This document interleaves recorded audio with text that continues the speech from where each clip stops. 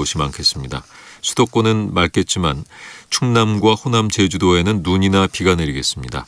특히 제주도와 전북 순창, 정읍에 대설주의보가 발효돼 오늘 저녁까지 눈이 내리겠습니다. 전북 내륙과 제주도 산지에는 많게는 3cm의 눈이 내리겠습니다. KBS 제1라디오 5시 뉴스를 마칩니다. 아나운서 이상협이었습니다. KBS. 대한민국 중심 채널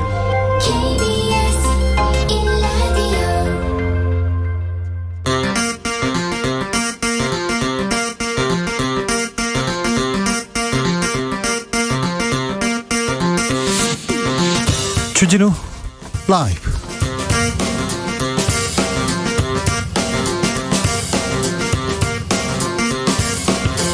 (2021년 12월 1일) 수요일입니다. 안녕하십니까, 주진우입니다. 민주당 이재명 후보의 골든크로스, 이번 달 한 해 가능하다는 예측이 나오고 있습니다. 덩치만 커서 뒤뚱거리던 이재명 선대위 쇄신의 방점을 찍고 연일 반성하고 사과하더니 최근에는 인재 영입에 열을 올리고 있습니다. 아플 때 걱정 없이 쉴 수 있도록 상병수당 공약도 내놓았는데요. 이재명 선대위, 지금은 방향을 제대로 잡은 걸까요? 그리고 앞으로 남은 98일 어떻게 달려갈까요? 민주당 선대위 정무실장을 맡은 윤건영 더불어민주당 의원 만나보겠습니다. 고래 싸움 때는 새우는 도망가야 한다. 새우 이준석 국민의힘 대표 잠적 이틀째입니다. 부산에서 그리고 순천에서 소식이 들려왔습니다. 장제원 의원 지역구에는 왜 갔을까요? 장제원 의원도 없는데, 그리고 전날 삼겹살 파티를 했던 윤석열 후보는 무리하게 연락하지 않겠다고 했습니다. 이준석 대표는 언제쯤 돌아올까요? 국민의힘 선대위 갈등은 언제 어떻게 봉합될까요? 김재원 최고위원, 강기정 전 수석에게 이야기 들어보겠습니다. 곽상도 전 국민의힘 의원의 구속 여부가 오늘 밤 결정됩니다. 아들 퇴직금으로 받은 50억 원. 그런데 혐의는 뇌물죄가 아닌 알선수재입니다. 뇌물죄보다 좀 가볍습니다.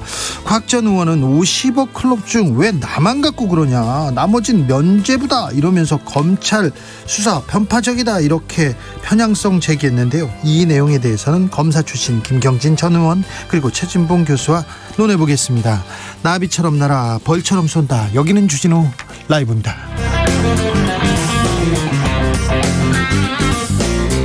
오늘도 자중차에 겸손하고 진정성 있게 여러분과 함께 하겠습니다. 12월 1일입니다. 올해 마지막 달입니다. 잘 시작하셨습니까? 12월에는 우리 정치가, 경제가, 코로나 상황이요, 이렇게 좀 좋아졌으면 좋겠다, 이런 희망적인 메시지 생각하고 있으면 보내주십시오. 김성실님께서 엄청 춥네요. 귀가 막 떨어져 나가는 줄 알았어요. 따뜻한 뉴스 듣고 싶어요. 네, 저도 12월에는 따뜻한 뉴스를 위해서 더 노력하겠습니다. 코로나 확진자 역대 최다입니다. 그리고 위중증 환자도 늘고 있습니다. 이런 소식 매일 들리는데요. 너무 걱정하지는 마시고요. 백신 접종률 굉장히 높아지고 있습니다. 개인 방역에 더 신경 쓰시고 건강 잘 챙기시는 12월 되길 바라겠습니다. 12월 계획도 있으면 알려주십시오. 샵 9730, 짧은 문자 50원, 긴 문자는 100원입니다. 콩으로 보내시면 무료입니다. 그럼 주진우 라이브 시작하겠습니다. 오늘도 난 술을 마셔 울라니까 봄 내려온다, 봄이 내려온다. 주진우 라이브 송년 특집 공개방송 라이브 리브 러브의 화려한 라인업을 공개합니다. 마감 임박 지금 바로 주진우 라이브 홈페이지로 찾아와 주세요.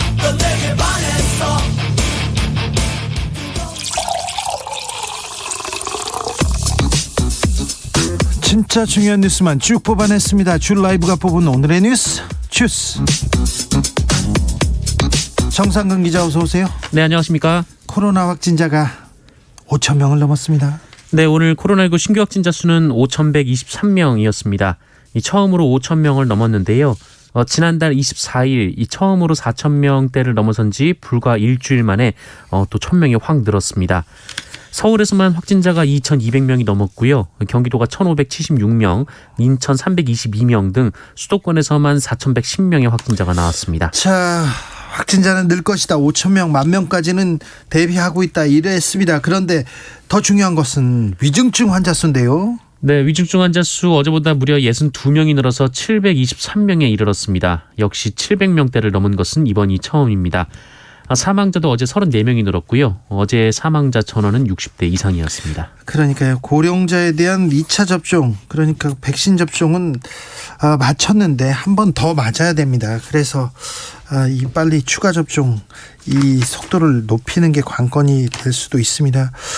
오미크론도 걱정입니다. 네, 오미크론 감염이 의심되는 확진자는 인천에 거주하는 40대 부부와 10대 아들 그리고 지인까지 총 4명입니다. 네. 이들은 그 변이 PCR 검사에서 오미크론 의심 사례를 처음으로 판정받았는데요. 아직은 의심 사례입니다. 그래서 이 상황은 밝혀지면 저희가 자세히 나누겠습니다. 전 세계적으로 오미크론 변이 굉장히 무섭게 번지고 있습니다. 일본에선 2명 확진자 나왔는데요. 그런데 아직은 우리는 지금 잘 대비하고 있습니다. 아직 나온 것은 아닙니다. 오미크론 변이 검사 나오면 저희가 또 자세히 얘기해 드리겠습니다. 이틀째 잠적 중인 이준석 대표 부산에 갔다고요? 네, 어제 모든 일정을 취소하며 두문불출했던 이준석 국민의힘 대표가 어제 부산에 갔습니다. 이준석 대표는 취재진을 만났지만 왜 부산에 왔는지 묻는 질문에는 말하기 어렵다라며 서둘러 자리를 떴다고 하고요. 이후 기자들에게 지역 현안과 관련해서 당직자들과 대화를 나누었다라면서 현장 사진을 공개하기도 했습니다. 네. 그런데 이준석 대표는 부산에서 그 윤석열 후보의 최측근으로 꼽히는 장제원 의원의 지역구를 찾았습니다. 그 장순실이라고 지목된 그분 사무실 말이지 않습니까? 장제원 의원도 없는데 왜 거기 갔죠? 네, 사무실에도 갔다고 하는데요. 참고로 앞서 장제원 의원은 이준석 대표의 잠적에 대해 영역 싸움이라고 비판한 바 있습니다. 그랬잖아요. 또 이준석 대표는 정의화 전 국회 부의장도 만난 것으로 전해졌는데요. 이 정의화 전 부의장은 당 내분으로 비치지 않도록 유념하고 후보 중심으로 힘을 모아야 한다는 말을 했다라고 언론에 전했습니다. 서울에는 언제 옵니까? 순천 갔다는 얘기 또 나왔어요? 네, 헤럴드 경제 보도에 따르면 이준석 대표는 오늘은 올라가지 않을 것으로 보입니다. 부산에 간 것 자체가 사태의 장기화를 염두에 둔 포석이다, 이런 분석도 나오고 있는데요. 이 언론에서는 지방에 있는 이준석 대표를 윤석열 후보가 찾아오는 상황으로 주도권을 찾아가려는 포석이라는 분석도 나오고 있습니다. 그런데 윤석열 후보는 갈 생각이 없어 보이던데요. 네, 윤석열 후보는 이준석 대표에게 직접 연락해 본 적이 있느냐라는 기자들의 질문에 본인이 휴대폰을 다 꺼놓고 있다고 했기 때문에 무리하게 연락하지 않겠다라는 취지의 발언을 했습니다. 또 생각을 정리하고 당무에 복귀하게 되면 이라면서 곧 복귀할 것이다라는 취지로 설명을 했는데요. 그러면서 자세한 이유는 만나서 들어봐야 할 것 같다라면서 민주주의를 지향하는 민주적 정당 내에서 다양한 의견 차이와 이런 문제는 얼마든 있을 수 있다라고 말했습니다. 네, 다양한 의견 차이로 지금 당대표가 파업하고 있습니다. 원내대표 전화도 안 받고요. 전화를 껐어요.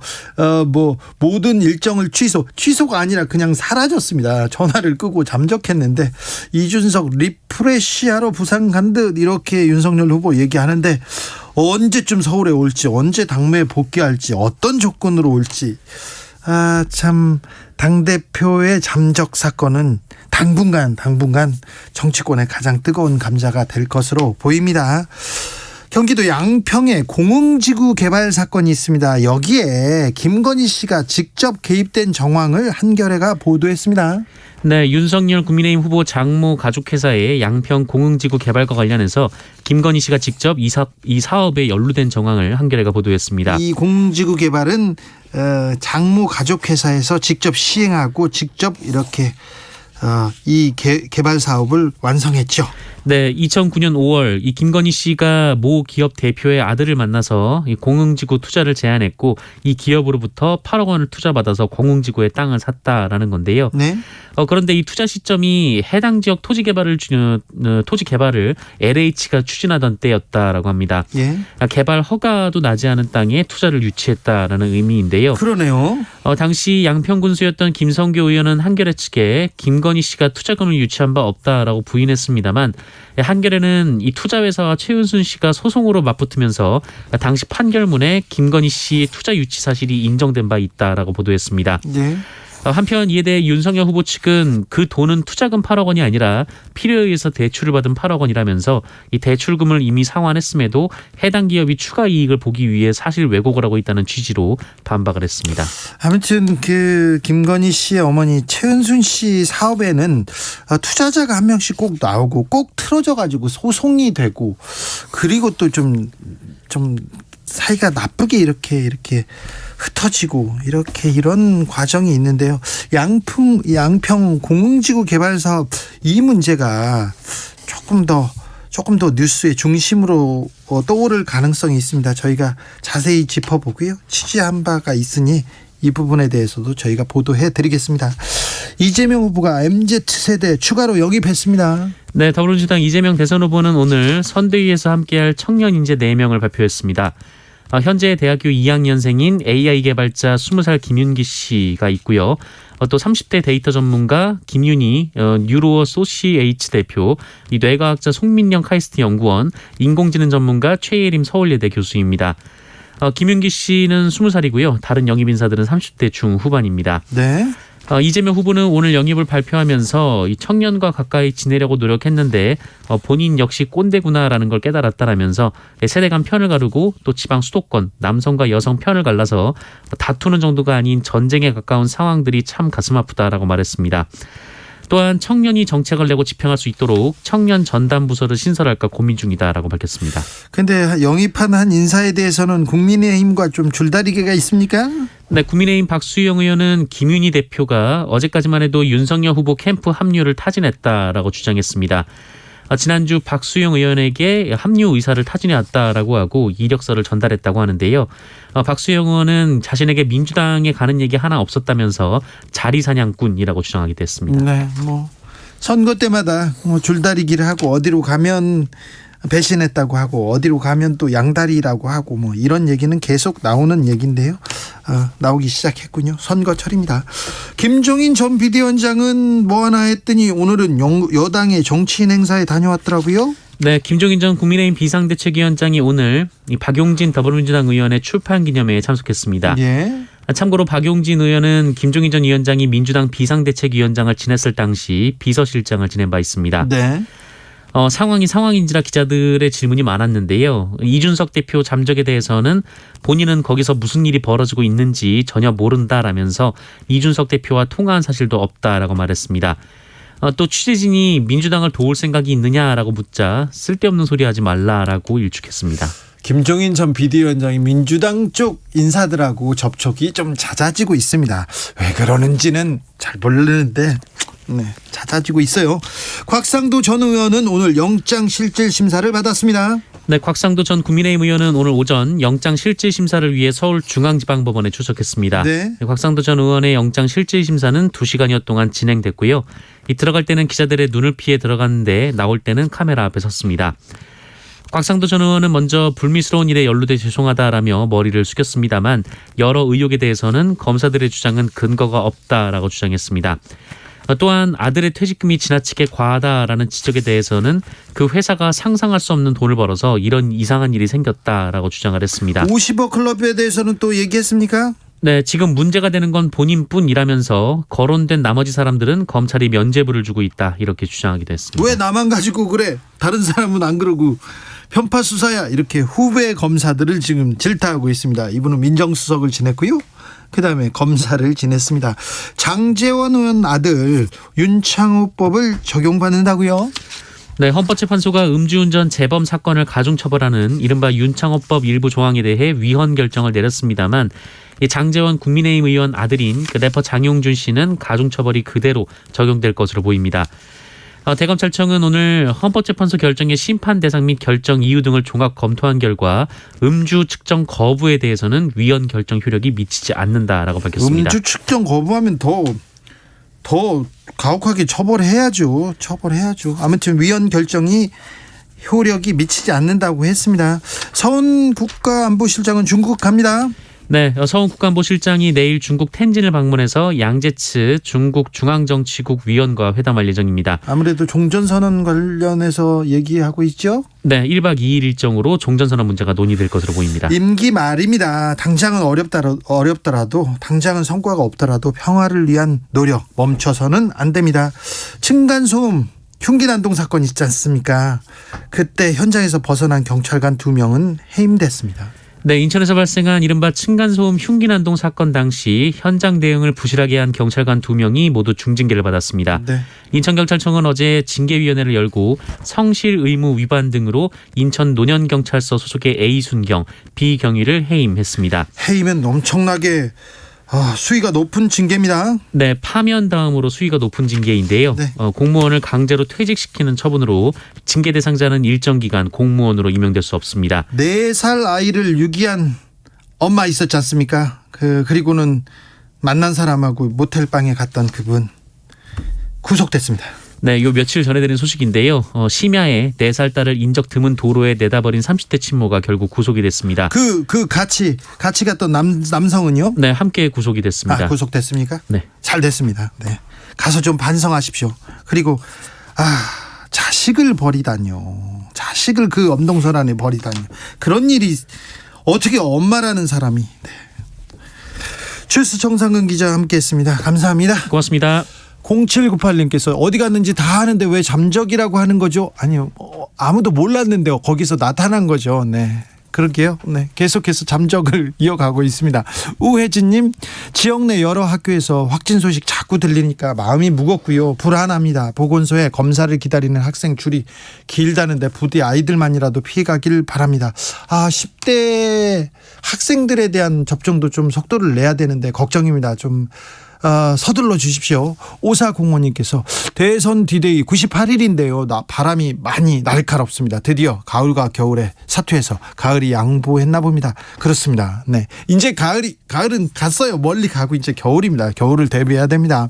희망 섞인 메시지도 계속 나옵니다. 7922님, 이사갈 집이 적당한 가격에 나타나 주기를 기원합니다. 저도 기원하겠습니다. 저도 빌겠습니다. 네, 힘내주십시오. 9193님, 안 입는 옷 나눠주고 안 읽는 책 기부해서 미니멀 라이프 누릴 계획입니다. 좋은 생각입니다. 미니멀 라이프 좋은 생각입니다. 응원합니다. 교통정보센터 다녀오겠습니다. 이현 씨. 네, 먼저 궂은 날씨 때문에 어려운 것들인데요.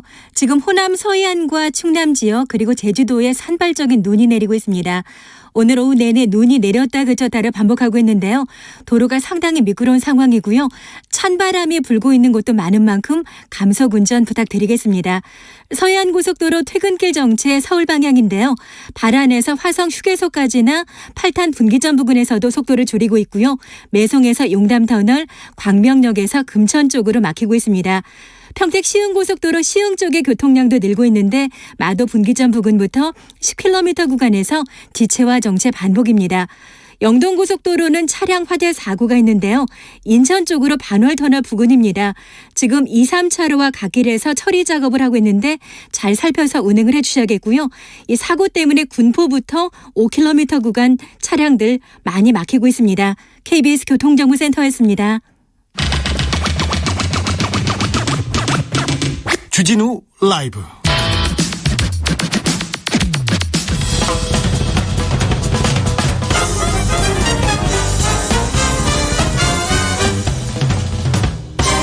훅 인터뷰. 모두를 위한 모두를 향한 모두의 궁금증 훅 인터뷰.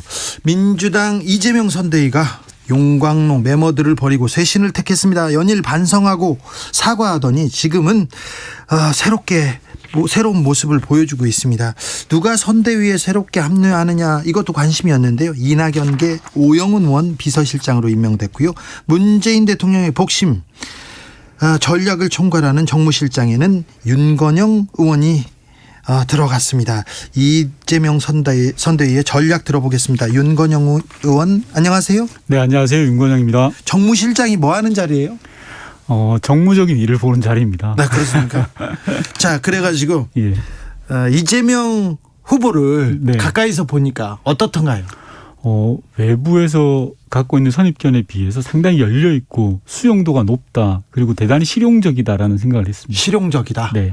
실용은 이재명을 만나는 사람마다 하는 얘기가 그렇더라고요. 맞습니다. 위성락 전 대사한테 물어봤더니 자기는 국익을 위해서 이렇게 실용적인 관점을 가진 사람이 있어서 깜짝 놀랐다 얘기하더라고요. 맞습니다. 기준이 국민이 기준인 것 같습니다. 국민이 원한다면 네. 자신이 가지고 있는 원칙들에 대해서도 대단히 유연하고 네. 실용적으로 접근할 수 있는 그런 후보인 것 같습니다. 요즘 전국민 재난지원금 국토부유세 자기의 소신과는 다른 입장 변화가 있었는데 이것도 실용적인 관점으로 봐야 됩니까? 두 가지로 봐야 된다고 생각합니다. 유연함과 실용이라고 보는데요. 네.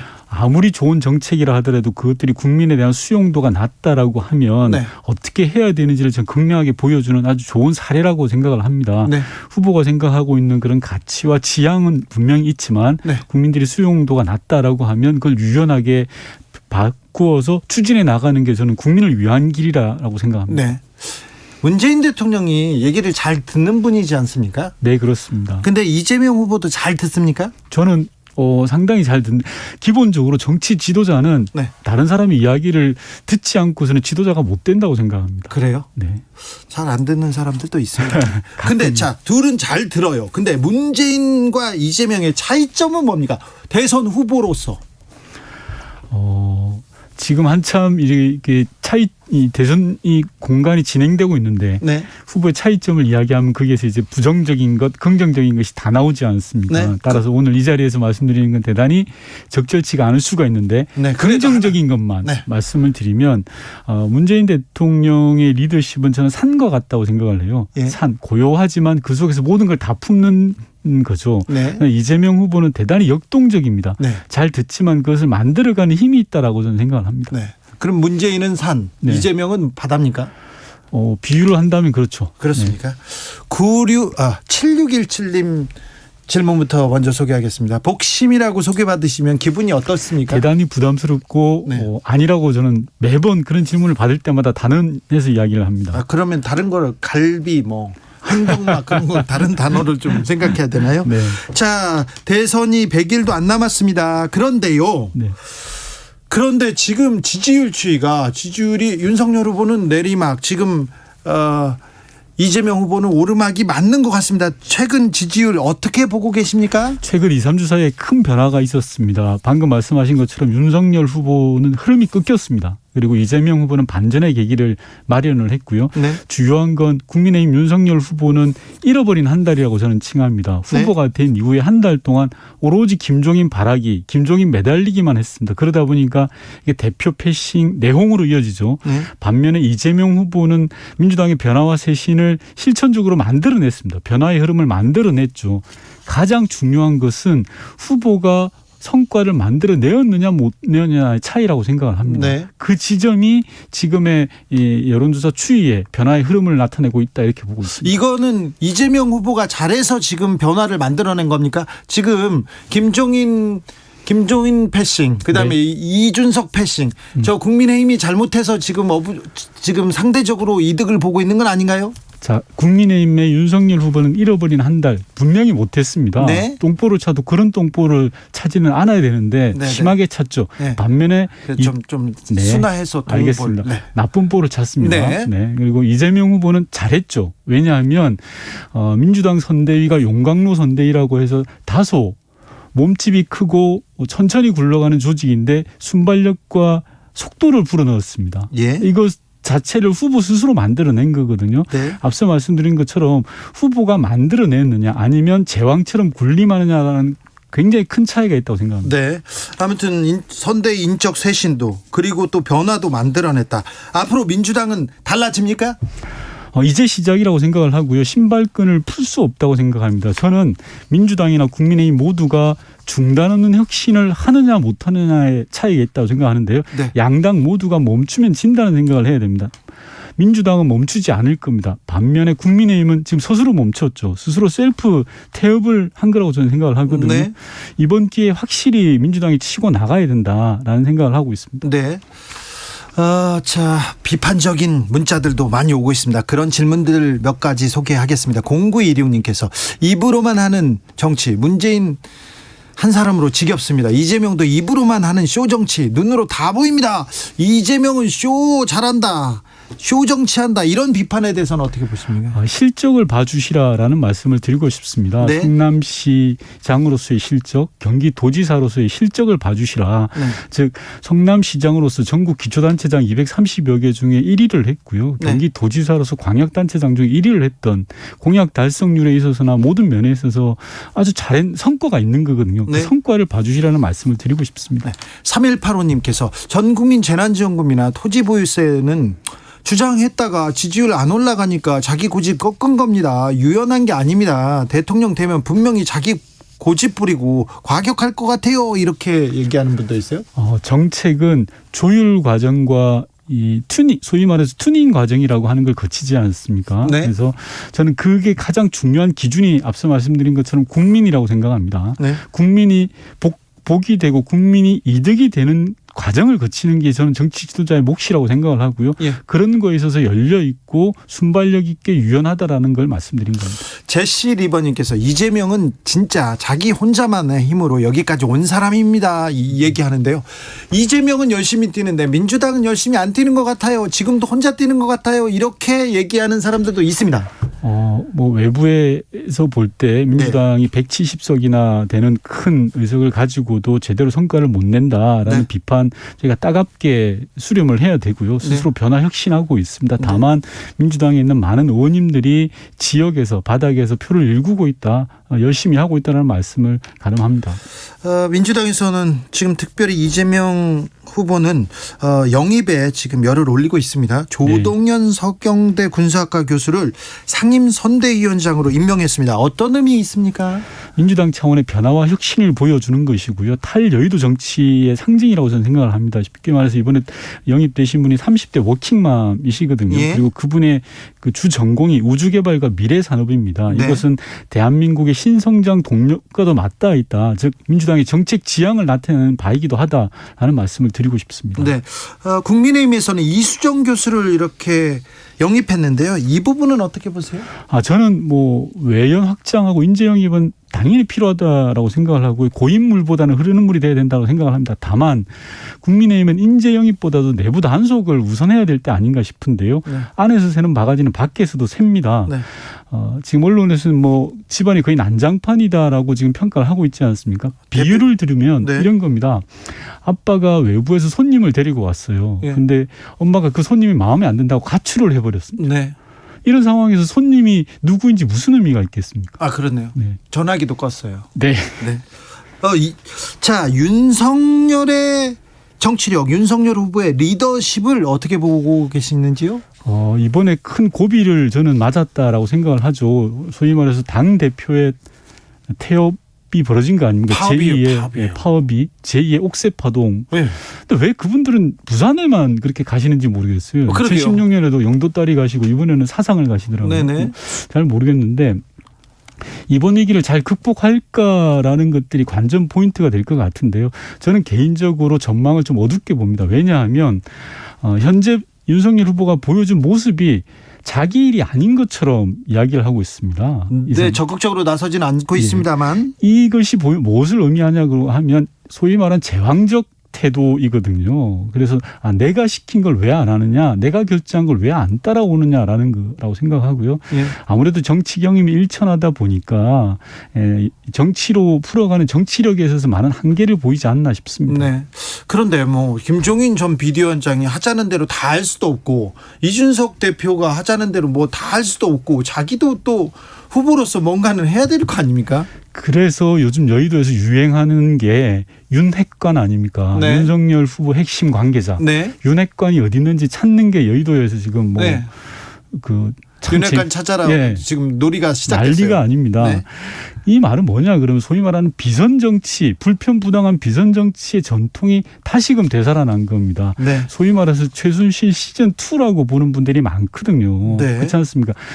5년 전 국정농단 사태 때 박근혜 대통령이 있었지만 그 뒤에 최순실이라는 사람의 국정농단이 있었던 거 아닙니까? 예. 이와 함께 지금도 윤석열 후보 뒤에는 윤핵관이 있는 것 아니냐라고 많은 분들이 바라보고 있는 거고요. 이준석 대표가 지금 부산에 내려간 건 전 본질은 자리 싸움이라고 봅니다. 소위 말해서 자기가 당대표인데 네. 자기가 반대했던 분들도 무조건 임명시키고 예. 일정도 일방적으로 통보하고 예. 소위 시쳇말로 바지 사장 대우를 한 거지 않습니까? 예. 이런 거에 대해서 뿔이 나겠죠, 당연히. 그런 이 내용 부분들을 얼마나 잘 수습할 거냐, 저는 뭐 전망이 좀 어둡다 이렇게 봅니다. 굉장히 어려운 숙제를 지금 받아들었어요. 네. 정치권에 와서 정치 입문 5개월 만에 정말 어려운 시험대에 올랐습니다. 오늘 박용진 의원 출판 기념회에 김종인 전 비대위원장이 참석했습니다. 이분이 최근에 민주당 인사들 많이 만나는 것 같아요. 네. 뭐 민주당과도 함께 하셨던 분이죠. 네. 박용진 의원과는 과거에 연이 있었다고 합니다. 네. 그래서 그 부분에 대해서 확대 해석을 하지 말아 달라고 이야기하시니까요. 네. 그래도 정치는 모든 가능성이 열려 있지 않습니까? 민주당은 김종인 위원장을 이게 매달리거나 바라보지 않습니다. 네. 자, 그러면요. 민주당 뒤에도 이해찬 전 대표 그리고 양정철 전 민주연구원장 이런 사람들 뒤에서 이거 활동해야 되는 거 아니냐, 등판해야 되는 거 아니냐 이렇게 얘기하는 사람들도 있어요. 저는 두 사례가 전혀 비교 대상이 아니라고 생각합니다. 네. 김종인 위원장이 본인이 원했고 국민의힘이 원해서 영입을 하려고 했던 거지 않습니까? 그런데 이해찬, 양정철 두 분은 전혀 그런 지금 상황이 아닌 거고요. 예. 그리고 오히려 언론에서 지상 발령을 내렸죠. 네네. 다만 이해찬, 양정철 두 분의 경우에 당의 훌륭한 자산이기 때문에 그런 자산을 적극적으로 활용하자라는 취지에서 그런 이야기가 온 것 같고요. 예. 제가 그 두 분의 뭐 거취 문제를 거론하는 건 맞지 않다고 생각합니다. 네. 그 두 분은 케이스가 전혀 다르다. 두 사례는. 그렇죠. 김종인과 이해찬의 사례는 전혀 다르다라는 걸 말씀드립니다. 그렇죠. 한 분은 뭐 어떻게든 돕겠다고 하는 그렇죠. 그리고 당에 있는 사람들이고요. 네. 한 분은 바깥에 있고 나한테 묻지 마라, 쓸데없는 소리 한다 이렇게 얘기하고 있고요. 로로님께서 지난 대선은 정의로운 어른이 필요했고요. 이번 대선은 전문 행정가가 필요합니다. 유능한 행정가, 유능한 정치인, 실력 있는 사람이 필요합니다. 저는 핵심은 실력이라고 봅니다. 우리나라가 문재인 정부 들어서 대한민국이 G7 정상회의에 2번 연속 초청되지 않았습니까? 예. 세계 10대 강국으로 발돋움하냐 못하냐는 갈림길에서 있다고 생각하는데요. 그걸 해낼 수 있는 실력을 갖춘 후보가 누구냐, 이게 저는 이번 대선의 관건이라고 생각합니다. 네.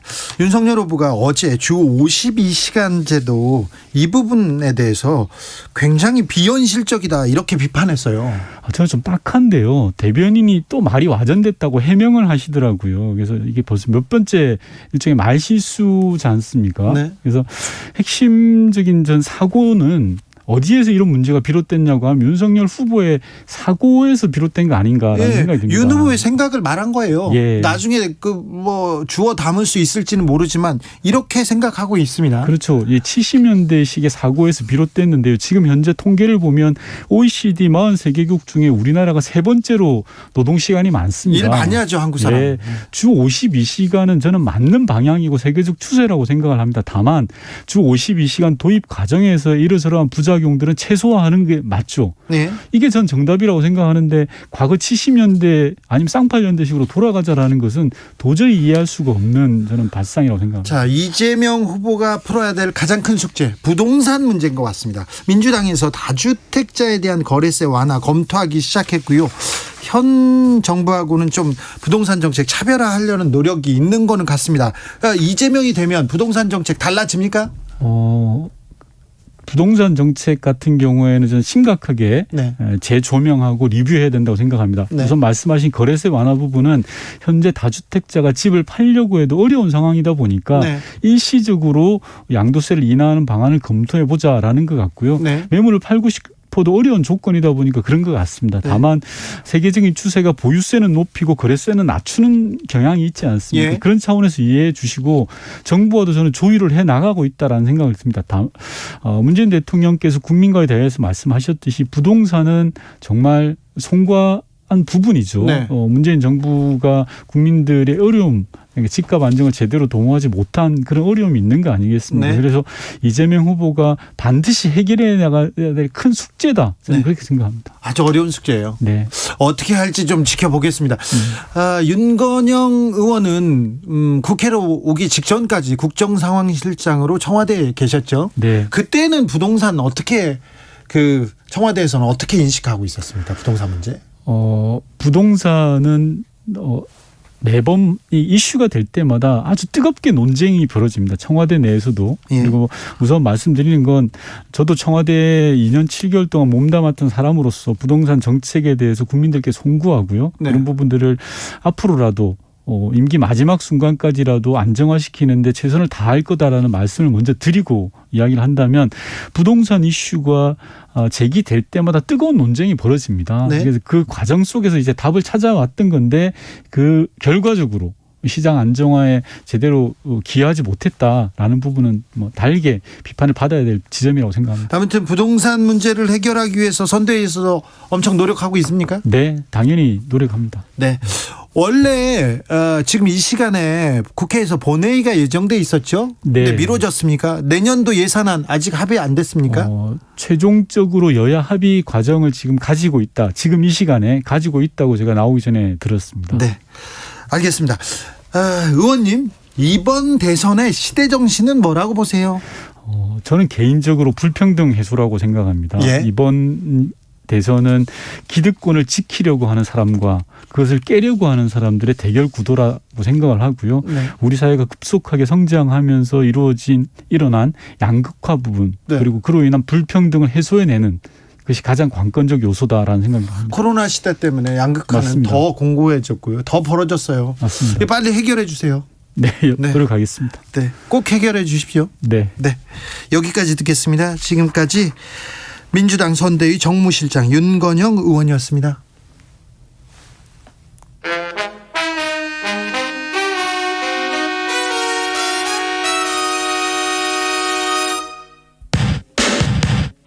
주진우 라이브 돌발 퀴즈.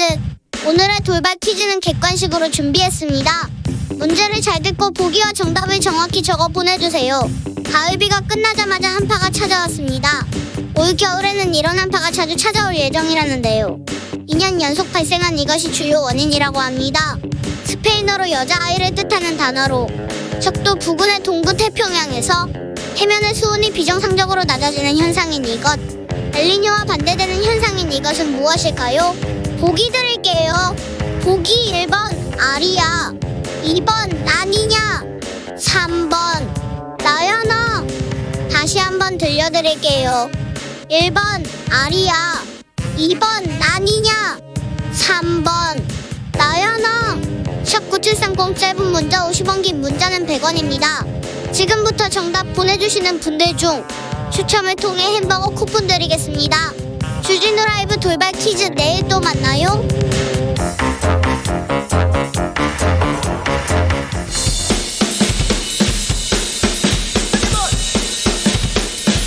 틱탁 틱탁 현란한 입담의 환상 드리블. 오늘 이 뉴스를 주목하라. 이슈 티키타카. 머리끝부터 발끝까지 핫이슈 더 뜨겁게 이야기 나눠보겠습니다. 오늘 특별 손님입니다. 김경진 전 의원 모셨습니다. 어서 오십시오. 안녕하세요. 네. 반갑습니다. 윤석열 캠프에서 굉장히 중요한 역할을 하시고 굉장히 바쁘셨는데 저희가 어렵게 모셨습니다. 자, 충청을 계속 이렇게 다니고 있습니다. 저기 윤석열 후보는 며칠 동안 2박 3일 충청 민심 행보 다녀왔는데 어땠습니까? 충청에서? 저는 안 따라갔어요. 근데 분위기는 어땠다고 합니까? 저도 기사 보고 알았어요. 아, 그래요? 기사 보고 알았다고 하면 패싱했다고 그래요. 아, 그래요? 네. 뭐 패싱 당해도 싸죠. 아니 무슨.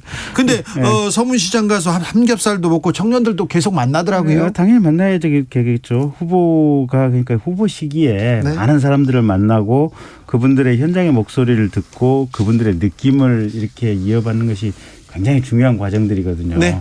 그러면서 이제 자연스럽게 공직을 맡게 되면 민생을 챙기고 이제 이런 마음이 생기는 것이라 사람을 많이 만나면 만날수록 좋다라는 것이고, 어쨌든 이번 대선에서는 이제 제 판단으로는 부울경, 네. 그다음에 충청권, 그다음에 경기권 아마 세 군데가 가장 치열한 접점이 있을 것 같아요. 알겠습니다. 최진봉 교수님. 네, 안녕하십니까. 충청 행보, 윤석열 후보의 충청 행보 어떻게 보셨어요? 그러니까 충청 행보는 사실 양쪽 다 이재명 후보든 윤석열 후보든 충청권이 이제 중요하잖아요. 그렇죠. 사실 어느 한쪽을 지지하는 쪽보다는 네. 스윙보트 역할을 했기 때문에 그래서 아마 충청권에 공을 들이고 있는 것 같고, 네. 뭐 이제 중요한 건 충청 시민들이나 주민들이 어떻게 보느냐 하는 문제라고 봐요. 저는 그런가요? 정책적인 문제에 대결이 되지 않을까 하는 생각이 듭니다. 충북 청주에 가서는 강소기업을 찾아서 52시간제에 대한 말씀을 하셨어요. 이게 조금 논란이 됩니다. 뭐라고 하셨는지 좀 들어볼까요? 해저 시급제라든지 주 52시간이라고 하는 게 굉장히 비현실적이고 기업 운영에 지장이 정말 많다. 이런 탁상공론 때문에 참 중소기업 하기 어렵다 하는 말씀 잘 들었고 비현실적인 제도들은 다 철폐해 나가도록 이렇게 하겠습니다. 네, 중소기업을 찾아서는 비현실적인 제도 다 철폐해 나가도록 하겠다 이렇게 얘기했습니다. 그러니까 이제 현장의 목소리를 들으면서 이제 저런 말씀을 하신 것 같고요. 그러니까 52시간제는 사실은 도입될 때부터 계속해서 논란이 좀 있었죠. 이게 뭐냐면 일이 네. 그러니까 가령 주중에 토요일, 일요일에 어떻게 보면 일이 몰리는 직업군이 있을 수 있고요. 네. 또 월말에 일이 몰릴 수도 있고 또 계절적으로 보면 한여름이나 한겨울에 일이 몰리는 직업군이 있는데 이거를 주 단위로 이제 이 52시간을 딱 끊어서 하는 것이 법제화가 돼 있다 보니까 어떻게 보면 근무의 탄력성이 없어지면서 중소기업 하시는 분들은 애로점이 대단히 많은 것 같아요. 네. 그래서 아마 이게 생산 현장에 갈 때마다 계속해서 그 얘기를 후보께서 들으시는 것 같아요. 그래서 그런 부분에 대해서 사실은 입법 이후에도 보완이 조금씩 되어 왔는데 여전히 그 보완된 것만 가지고는 부족하다라고 현장에서는 느끼고 있는 것 같고 그 목소리를 후보가 이번에도 들으신 것 같아요. 52시간제를 철폐하거나 없애거나 그러진 않는 거죠? 그러니까 이제 보완할 지점을 찾아서 좀 보완을 많이 해야겠죠. 이 부분에 대해서는 오해가 있다면서 오늘 해명했습니다. 잠깐 듣고 올게요. 이 최저임금제와 주 52시간이 영세 그 중소기업의 운영에 굉장히 그 장애가 많다. 제가 향후 차기 정부를 담당하게 되면 이런 현장의 목소리를 잘 반영한 정책을 입안하겠다. 이런 말씀을 드린 것입니다. 그런 말이라고 합니다. 최진봉 교수님. 그러니까요. 나중에 이제 그 해명을 했는데 처음 발언이 논란이라고 저는 생각해요. 문제가 있다고 보고 주 52시간 같은 경우도 지금 뭐 김경진 전 의원은 해석을 잘 해주셨는데 뭐 예외 조항에 대해서 논의를 해보자 이렇게 얘기하면 어느 정도 이해가 돼요. 근데 지금 현재도요 주 52시간 예외 조항이 있는데 특별 연장 근로 같은 경우에 장관이 인가를 하게 되면 40시간 주 40시간 플러스 12시간하고 또 12시간 그러니까 64시간까지 일을 하게 돼 있어요. 연속 2주 내에. 왜냐하면 지난번에 윤석열 후보가 했던 말 중에 또 논란이 120시간 얘기했잖아요. 네. 그러면서 이제 그럼 사람 죽으라는 거냐 이런 비판이 많았어요. 그러니까 어느 정도 하더라도 64시간 이상은 또 못하도록 막아놓은 규정이 있는데 64시간까지 늘릴 수 있고요. 추가 연장 근로 같은 경우도 30명 미만 사업장 같은 경우에 40시간 12시간하고 플러스 8시간 60시간까지 일하게 돼 있어요. 현재도. 네. 그러니까 지금 현재도 여러 가지 예외 조항이 있고 지금 말씀하신 것처럼 업종에 따라서 그런 필요가 있다고 하면 그 논의를 해볼 수는 있어요. 근데 이거 자체가 50시간을 다 철폐해버리겠다 이렇게 얘기한 건 정말 잘못된 발언이고 또 하나 최저임금제도 마찬가지입니다. 최저임금제를 만약에 폐지해버리면요. 알바하는 학생들 같은 경우에 정말 노동력을 그냥 싼 값에 그냥 이렇게 가는 경우도 많고 또 하나는 이제 52시간이나 최저임금제 관련해서 52시간 관련해서는 지난번에도 우리 그 택배 노동하시는 분들 네. 과로사 때문에 사망하시는 사례들 계속 나오고 있잖아요. 이런 걸 막기 위해서 우리가 이런 제도를 만든 건데 이 제도에 문제점이 있다면 이렇게 좀 시정해 봅시다. 이렇게 얘기했다면 어느 정도 설득력이 있을 텐데 네. 철폐란 말이 들어가면서 물론 나중에 해명을 했습니다만 상당히 큰 논란이 되고 있죠. 지금 윤석열 후보 충청 행보하고 있습니다. 그리고 중소기업 다 계속 만나고 있고 청년들 계속 만나고 있는데요. 근데 관심이 온통 이준석 대표한테 가 있어요. 이준석 대표 어디 가셨어요? 뭐 하세요 지금? 그 뉴스 보니까 부산에 계시던데요. 그러니까요. 네. 그리고 오늘은 아마 또 순천으로 네. 이동하셨다는 것 같던데. 부산 순천 좋죠. 음식도 맛있고. 아니 근데 현장에서 일하시던데요 보니까. 일하신다고요? 부산은 가서 지금 부산시장의 정무특보를 만나서 네. 지금 부산시장이 저기 박형준 시장이잖아요. 그래서 네. 아마 부산의 현안 사업을 야당의 당대표로서 챙길 수 있는 방법이 무엇인가. 예. 일단 그 논의를 했었다는 것 같고 두 번째는 장제원 의원 사무실에 네. 찾아가서 당원 증감 현황이라든지 현재 지역위원회 운영 과정에서 여러 가지 문제점이라든지 이런 애로사항 청취를 했다는 것 같고요. 오늘은 순천으로 옮겨서 천하람 변호사 네. 아마 지역위원회로 가서 네. 거기서 이런저런 현황이나 상황 파악을 계속 이런저런 현황. 아마 어제 또 부산에서 예. 누구지 그 정의화 정의화 국회의장님 만났고 그래서 지역 쭉 돌아다니면서 지역의 각각의 어떤 상황들을 챙겨보고 있는 것 같아요. 네, 그렇습니까? 그럼 일정은 다 그냥 펑크 내고 전화기도 끄고 원내대표 전화도 안 받고 사무총장도 안 만나고 당무를 보고 계십니까? 아니 근데 그것도 당무잖아요. 네. 아니 부산시의 현안을 챙겨보는 것도 당무고 부산 사하구 지역위원회나 순천의 지역위원회의 일을 챙겨보는 것도 당무고. 근데요, 김경진 의원님. 왜 이리 짓궂고 장난스러운 표정이 아니. 신났어 주진우 기자. 아니요. 어디서부터 이렇게 좀 잘못된 걸까요? 그건 모르죠. 이제 이준석 대표님 한번 인터뷰 한번 직접 해보세요. 어제 저희 방송에 오기로 돼 있었는데 전화기를 끄고 그냥 사라졌습니다. 아마 제가 들었던 바에 의하면, 그러니까 원래 그제 저녁에 이제 초선 의원들 몇 분하고 이제 아마 이렇게 술을 드셨다고 합니다. 그 술자리에서 아마 초선 의원들이 반복적으로 이런 얘기를 하셨던 것 같아요. 대표께서 너무 지금 인터뷰나 말씀이 많으시다. 그래서 인터뷰 좀 줄였으면 좋겠고. 어쨌든 뭐 이런 얘기가 좀 있었다고 그래요 보면. 네, 최진봉 교수님 어떻게 보십니까? 그러니까 저는 그러니까 지금 이제 김경진 전 의원께서는 당무를 보고 있다고 하는데 당무를 거부하고 갔다고 봐요. 그러면서 특별히 이제 말씀하신 것처럼 그런 행동을 하는 것은 대표를 그만둘 생각은 없다. 이건 명확하게 얘기하는 것 같아요. 그러니까 지금 당장 대표를 그만두거나 이런 생각은 없고 하긴 하겠다라는 얘기를 하는 건데 그럼에도 불구하고 이제 선대위 쪽에 계속 메시지를 던지는 거라고 저는 보거든요. 또 하나 눈길 끄는 장면이 있어요. 장제원 의원 사무실을 갔어요. 지역구 사무실. 예. 왜 갔을까요? 여러 가지 해석을 할 수 있을 텐데 저는 그거 자체도 메시지가 되지 않겠나는 생각이 들어요. 그러니까 예를 들면 사실 이제 논란이 돼. 물론 장제원 의원은 본인은 안 하시겠다고 다 나가셨고 뭐 지금 회의에 참석하는지 안 하는지 모르겠습니다. 그러니까 논란이 그전에 뭐 보도가 돼가지고 논란이 됐으니까 그런 부분도 어느 정도 저는 예를 들면 이제 이준석 대표가 여러 가지 공격했고 비판했던 지점이 뭐냐면 그 주변에 그러니까 윤석열 후보 측근에 있는 몇 분이 주도적으로 역할을 하시다 보니 김종인 전 비대위원장의 갈등도 더 증폭이 됐고 이런 문제가 발생했으니 여기에 대한 이제 본인의 불만을 표시하는 하나의 방법이 저는 또 장제원 의원 그 지역 사무실을 간 게 아닌가 하는 개인적인 생각이 있고요. 제가 볼 때는 이제 윤석열 후보가 어떻게 접근하느냐의 문제인데 지금 태도를 보면 그리고 이렇게 심각하게 보지 않는 것 같아요. 이제 김경희 전 의원도 말씀하신 것처럼 들어보면 이준석 대표가 부산 관계가 그게 큰 문제냐. 뭐 당무하고 있고 지금 정상적인 활동을 하고 있는 것으로 보면 이준석 대표가 과연 그걸 어떻게 받아들일까. 저는 그게 부정적인 영향을 미치지 않을까 하는 걱정과 우려가 있습니다. 국민의힘 신인규 부대변인 뭐 이준석 대표의 측근이라는 분이 어제 저희한테 와가지고 윤석열 후보한테를 탓하더라고요. 윤석열 후보가 좀 더 신뢰를 보여줘야 된다. 먼저 다가가야 된다. 그리고 모셔와야 된다. 이런 식으로 얘기하더라고요. 어떻게든지 후보하고 대표의 사이를 벌렸으면 좋겠죠. 아니요. 이렇게 얘기를 저 국민의힘 부대변인이 이렇게 얘기하더라고요. 저도 오늘 기사를 봤는데 네? 윤 후보께서 이렇게 표현을 민주주의 정당에서는 이견이 있을 수밖에 없다. 예? 이견이 있는 건 자연스러운 상황이고 아마 대표께서 지역 순회를 하고 올라오시면 이견 부분에 대해서 그 전에도 가령 뭐 이수정 교수 뭐 선대위원장 임명이라든지 여러 가지 과정에서 협의를 하려고 노력을 했었고 김종인 비대위원장 모시고 오는 부분도 했지만 혹여 또 협의가 부족했거나 여전히 이견이 있는 부분은 그때 또 계속해서 협의를 하고 의견 조율을 위해서 최선을 다하겠다 이렇게 윤석열 후보가 얘기했거든요. 그렇게 노력하면 하는 과정이 중요한 거죠. 예. 그러면 되지 않나요?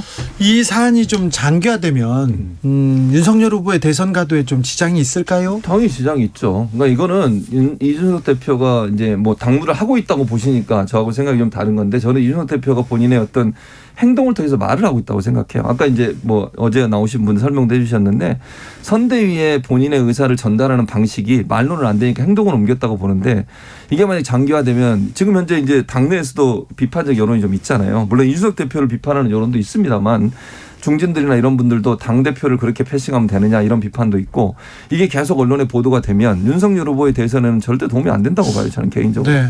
근데 이거 집안을 가출하거나 이렇게 어디 가는 건 중학교 때 있었던 일인데 저 좀 당황스럽습니다. 정당사에서도 대통령 후보가 이렇게 딱 꾸려지고 캠페인 100일 남겨놓고 당대표가 이게 가출하는 경우는 좀 아니 근데 지역 순회 선거 운동을 하고 있다 이렇게 선회할 수도 있잖아요. 네. 꼭 그렇게 가출이라는 표현을 쓰셔야 되겠어요. 아니 집을 나갔다고. 근데 그러면 문제는 이준석 대표가 그걸 이제 김경진 전 의원 말씀을 들으면 네. 기분이 좀 안 좋지 않을까 생각이 들어요. 아니 개인적으로. 지금 김경진 의원은 지금 이준석 대표를 아주 뭐 따뜻하게 방어하고 계십니다. 일을 열심히 하신다고 제가 말씀을 일을 드리는 열심히 하신다는 말은 불평 없이 그냥 본인의 행보를 하고 있는 것이지 이게 뭐 예를 들면 자명이나 아니면 잠적이 아니다 이렇게 얘기를 하시는 거잖아요. 근데 제가 그냥 판단하기는 이준석 대표는 그걸 어필하고 싶은 건데 자명을 해서 지금 불만이 있다는 걸 얘기하고 싶은 와서 건데 잡아달라고. 그렇지 바로 그런 거죠. 와서 잡아줘야 돼. 근데 그걸 안 하는 것 안 하겠다는 아니 그래서 거잖아요. 후보께서 이준석 대표가 올라오시면 그래 지금까지 설득하려고 많은 노력을 했었고 의견의 어떤 차이를 좁히려고 노력을 했었는데 여전히 부족한 점이 있으면 계속해서 대화하고 풀 거 풀고 노력하겠다 이렇게 얘기를 했어요. 네. 윤석열 핵심 관계자인 김경진 의원님 윤핵관은 누굽니까 뭡니까 있습니까 실체가? 그러니까 찌라시가 2개가 돌대요. 네. 어제 그러니까 저도 찌라시 2개 H모 씨라고 하는 찌라시가 하나 돌았고 장제원 의원이 아닌 제이모 씨라고 하는 찌라시가 하나 돌았는데 어제 MBN 방송에서 장성철 평론가가 그 제이모 씨의 이름을 실명으로 깠어요. 까고 저도 그 옆자리에 있었는데 근데 그 제이모 씨가 그 제이모 씨인지는 사실은 제가 확신할 수가 없어서 이 자리에 다시 그냥 제이모 씨라고 표현할게요. 근데 모르겠어요. 모르겠고 저도 사실은 이제 예비 캠프에 있을 때 뭐 전현직 의원들 그룹들끼리 서로 이제 어느 정도 소통은 좀 했거든요. 계속해서 도대체 그자가 누구냐. 그리고 나가는 얘기가 그렇게 정확하지도 않은 얘기가 왜 계속해서 나가냐. 그렇죠. 네, 그런 얘기를 했는데 모르겠어요. 네. 저는 몰라요. 찌라시는 아무튼 정보지를 말하는 얘기입니다. 아무튼 막 돌아다닙니다. 대선판에는 아무튼 정보지입니다. 9663님께서 김병민 씨가 안 보이는데 혹시 윤석열 캠프의 윤핵관인가요? 아니 옆에서 지금 후보를 보자 하고 있고요. 지금 핵심 관계자인 김경진 의원과 얘기하고 있습니다. 어떻게든지 지금 윤석열 캠프 아장내고 싶어가지고 아니 이렇게 사회자가 편파 진행해도 되는 겁니까? 아니 무슨 소리세요? 오랜만에 나오셔서 정신 좀 차리세요. 지금 공정한데. 공정하지 않아 이거. 아니, 공정하지 않아. 그럼 안 핵심 관계자라고 할까요? 아니 그건 맞는 얘기예요. 저는 핵심 관계자가 아니야. 자 이슈 티키타카는 잠시 후에 6시에 이어가겠습니다. 김경진 그리고 최진봉 교수와 함께 하고 있습니다.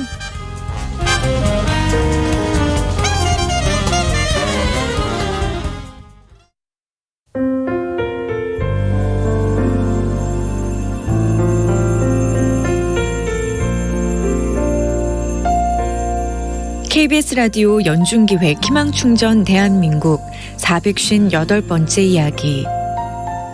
안녕하세요. 아나운서 이현주입니다.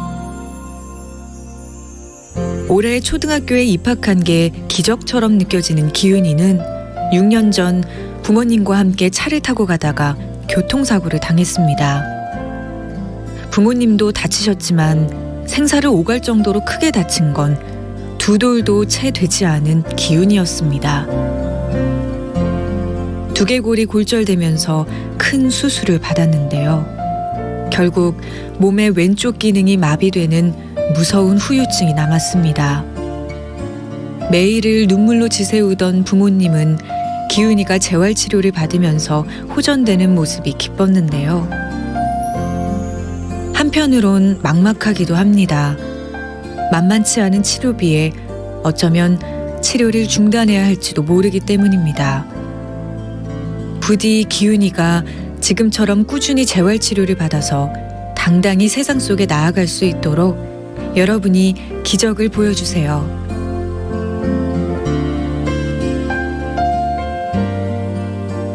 여러분의 따뜻한 손길이 희망의 빛이 됩니다. ARS 060-700-1580 060-700-1580 한 통화 3,000원으로 희망을 선물해 주세요. KBS 라디오 연중기획 희망충전 대한민국은 초록우산 어린이재단, 인탑스 주식회사 그리고 청취자 여러분과 함께합니다. ARS 060-700-1580 한 통화 3,000원입니다.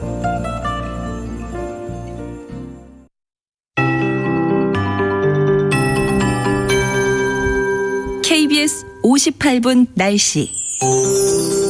흑산도와 홍도에는 강풍경보가, 거문도, 초도, 또 경북 동해안과 산지 쪽에 강풍주의보 내려져 있습니다. 해안은 전체적으로 특보가 남아있다고 보시면 되겠습니다. 오늘 저녁까지 서해안을 중심으로 비나 눈이 조금 더 내리겠습니다. 앞으로 예상되는 적설 강수량은 적지만 그간 내린 눈을 감안할 때 이 도로가 얼어서 미끄러울 수 있겠습니다. 교통안전에 유의하셔야겠습니다. 이 눈과는 다르게 겨울비는 조용한 편입니다. 공기 중에 포함된 수증기 양이 적기 때문에 빗방울이 작고 가랑비 수준인 경우가 많은데요. 앞으로 내리게 될 비의 양도 5mm 미만이 되겠습니다. 오늘 밤 이렇게 충청, 호남, 제주는 구름이 많고 저녁까지 서해안 쪽에 비나 눈이 조금 내리겠습니다. 내일은 전국적으로 구름이 많이 끼겠고 동해안 쪽은 맑겠습니다. 내일 오후부터 경기 북부와 영서 북부에는 비나 눈이 조금 더 내리겠습니다. 비의 양은 5mm 미만이 되겠고요. 눈도 1cm 안팎 내리는 곳이 있겠습니다. 내일 아침 기온은 서울 영하 4도, 대관령 영하 10도, 철원 영하 8도 등 영하 9도에서 영상 2도로 오늘보다 2도에서 5도 정도 내려가고요. 강풍 여전하기 때문에 체감 온도는 더 낮겠습니다. 건강관리 잘 하셔야겠고 내일 낮 기온 서울 6도 등 5도에서 10도 예상됩니다. 지금 서울의 기온은 영하 1도입니다. 강혜정입니다.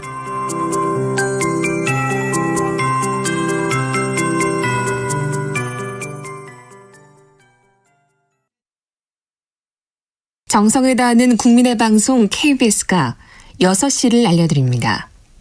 AM 711kHz, FM 97.3MHz, KBS 1라디오입니다. HLKA.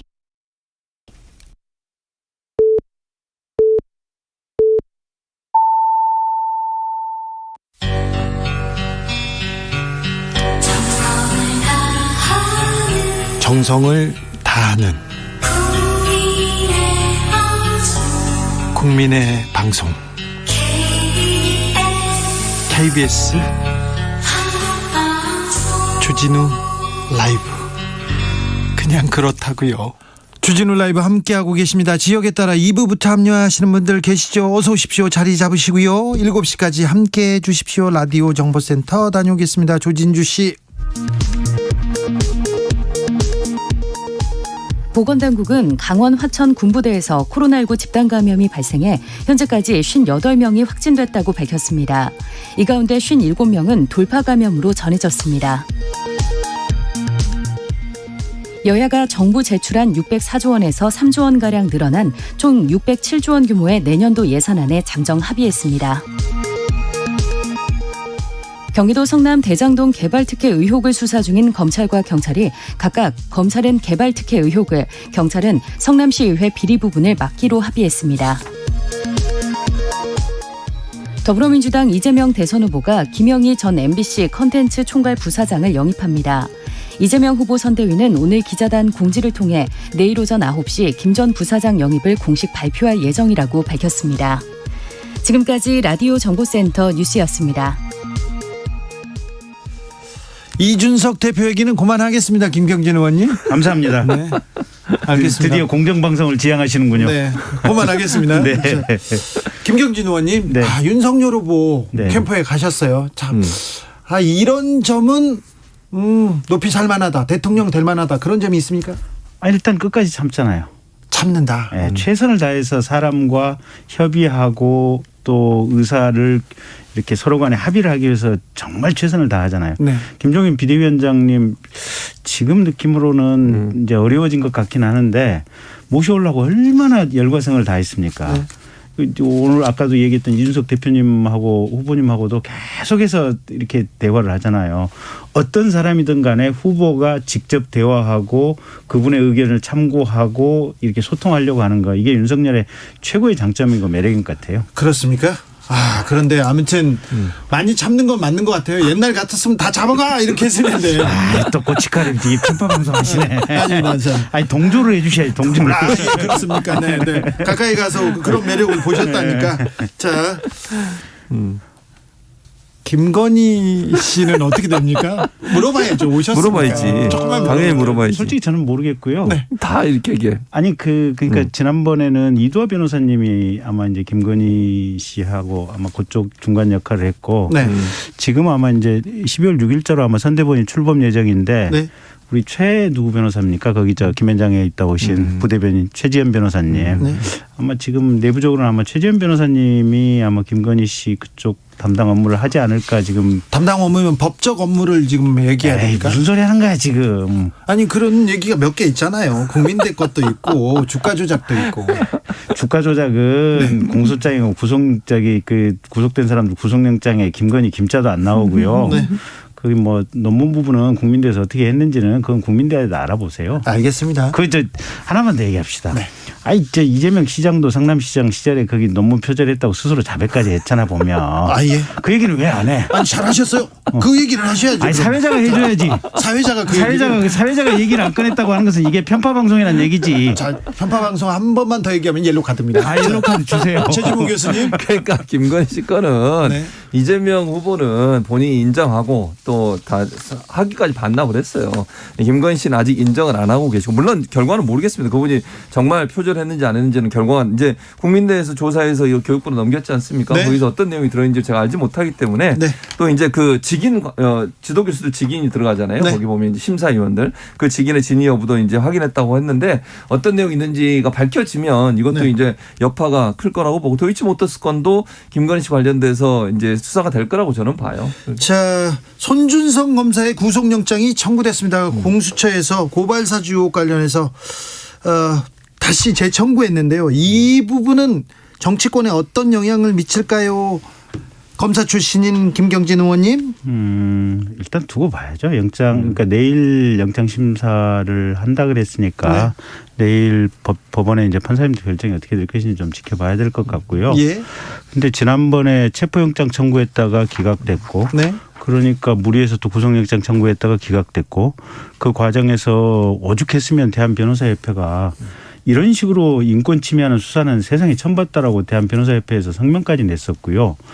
그다음에 이제 그 부분과 관련된 김웅 의원 압수수색과 관련해 가지고도 법원에서 지금 압수수색 김웅 의원 측이 제기한 압수수색 절차가 전부 불법이었다라고 한 준항고를 받아들였지 않습니까? 네. 그러니까 공수처가 일단 수사를 하는 거 이거 좋은데 지금까지 워낙 수사 절차나 과정이 인권 침해적이고 형사소송법 규정을 위반했다라고 하는 비판이 많기 때문에 공수처 좀 똑바로 좀 하세요. 최지봉 교수님. 네, 일단 이거는 이제 모르겠어요. 결과가 어떻게 나오냐 중요할 것 같고 만약에 구속영장이 정말 나오게 되면 이거는 윤석열 후보한테 상당히 큰 타격이 되죠. 왜냐하면 본인이 검찰총장을 수사정보기획관 가장 이제 측근이라고 하는 역할을 했었고 거기서 만들어진 여러 가지 서류들이 논란이 되고 있잖아요. 예를 들면 장모 관련해서도 여러 가지 정보를 수집해서 보고한 내용도 있고 또 지금 이거 그 고발사주 건도 거기서 만들었는지 안 만들었는지 아직 모르지만 어쨌든 수사가 되고 있는 상황이고 이런 상황이다 보니까 이게 만약에 구속영장이 발부가 되면 어느 정도 혐의가 인정됐다고 볼 수 있는 거잖아요. 그러면 윤석열 후보한테는 치명적인 역할을 그러니까 치명적인 피해를 줄 수 있는 그런 사안이라고 보여집니다. 치명적인 역할을 어떻게 보세요?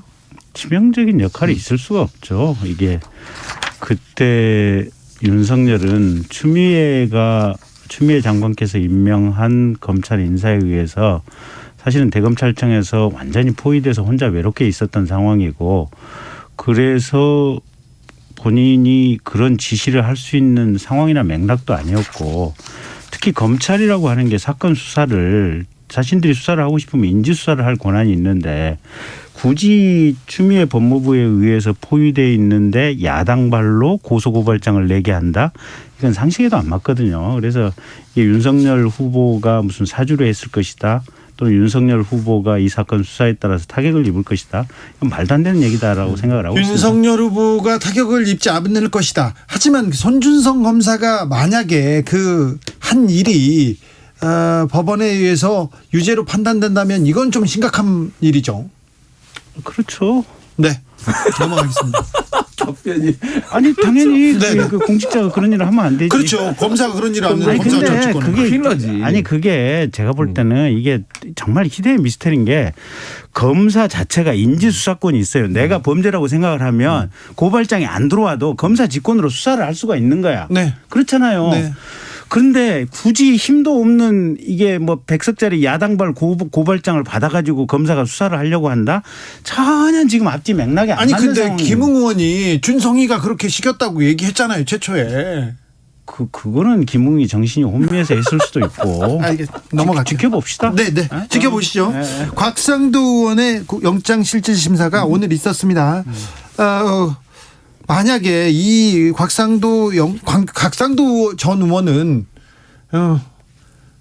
뇌물 혐의는 아니지만 굉장히 좀 부도덕하다고 밖에 보일 수가 보여집니다. 그러니까 알선 수재잖아요. 그러니까 네. 지금 현재 혐의는 뇌물이 아니라 하나은행이 컨소시엄, 그러니까 하천대유가 하나은행 컨소시엄 하려다가 틀어지니까 그거 좀 잘 되게 해달라고 하나은행에 압력을 넣고 그 하나은행이 그걸 받아가지고 그러니까 요청을 받아들여서 하천대유와 컨소시엄 이루어서 대장동 사업에 뛰어들었다는 거 아닙니까? 그 과정에서 곽상도 전 의원이 역할을 했다는 게 지금 검찰의 판단이에요. 그래서 이제 기소를 한 거고 이런 상황이라고 하면 이게 만약 사실이라고 하면 이거는 부도덕한 행위죠. 본인이 어쨌든 권력을 갖고 있는 사람이 또 친분을 갖고 있는 사람이 은행에 압력을 넣어서 은행에서 이 사람의 말을 듣고 그걸 해줬고 그걸 대갚아주기 위해서 아들한테 50억을 줬다. 물론 그건 사실관계는 아직 확인이 안 된 겁니다만 만약에 그게 이제 구속영장이 발부가 된다고 하면 그것도 어느 정도 확인이 되는 거잖아요. 그건 정말 부도덕하게 비판받아 마땅한 일이죠. 네. 아니, 당연한 말씀이고요. 그래서 저는 이번에 검찰이 철저히 수사했기를 바라고 철저히 수사해서 구속영장이 발부됐으면 좋겠어요. 이건 뭐 그런 거고 또 박영수 특검도 마찬가지고 또 머니투데이 홍모 회장님도 마찬가지고 속칭 50억 클럽이라고 하는 이 파리떼 여기 붙어서 돈 받은 사람들이 있으면 다 이게 엄벌에 처했으면 좋겠고 게다가 더 나아가서 사실은 그 유동규 씨 오피스텔 압수수색한 날 그 지금 이재명 후보 핵심 측근인 정진상 씨랑 그게 뭐 텔레그램 전화 통화를 했다는 거 아니에요 보면. 그러면 압수수색하기 직전에 그 상황에서 전화 통화를 하고 또 그 전화기를 던지고 그런 부분에 대해서는 지금 증거인멸에 대해서 검찰이 수사를 하고 있는지 안 하고 있는지 모르겠는데 검찰 좀 똑바로 좀 수사를 했으면 좋겠다라는 거고 어쨌든 철저히 수사해서 모든 범죄에 대해서 엄한 처벌이 있었으면 좋겠다라는 입장입니다. 아무튼 대장동 수사에 대해서는 검찰이 조금 검찰의 수사력을 좀 보여줬어야 되는데 많이 아쉬웠습니다. 그죠? 그럴 수밖에 없지. 정권이 검찰을 장악하고 지들 범죄는 숨기려고 하는 게 조국 때부터 봤던 그 역할이니까. 그럼 검사 후배들이 이재명 후보 봐주려고 지금 수사를 하고 있습니다. 그런 꼴이잖아요 지금. 그래요? 내가 혼자 내 조인트를 까주고 싶어. 아 그래요? 아니 근데 그 검사 후배들은 아주 좀 서운하게 생각하고. 서운하라고 그러세요. 네. 전 검찰총장인 윤석열 후보도 비슷한 생각은 아니겠죠? 그래서 윤석열 후보가 뭐라고 얘기를 했냐면 나는 검찰 수사에 대해서 대통령이 되면 아예 관여도 않고 보고도 안 받겠다라고 얘기를 했어요. 그 정신을 지금 문재인 대통령도 그렇고 민주당도 그렇고 현재 검찰에 있는 후배들도 좀 제발 새기기 바랍니다. 이슈 티키타카 여기서 마무리하겠습니다. 최진봉, 김경진, 최진봉 두 분 감사합니다. 감사합니다. 정치 피로, 사건 사고로 인한 피로, 고달픈 일상에서 오는 피로. 오늘 시사하셨습니까? 경험해보세요. 들은 날과 안 들은 날의 차이. 여러분의 피로를 날려줄 저녁 한 끼 시사. 추진우 라이브.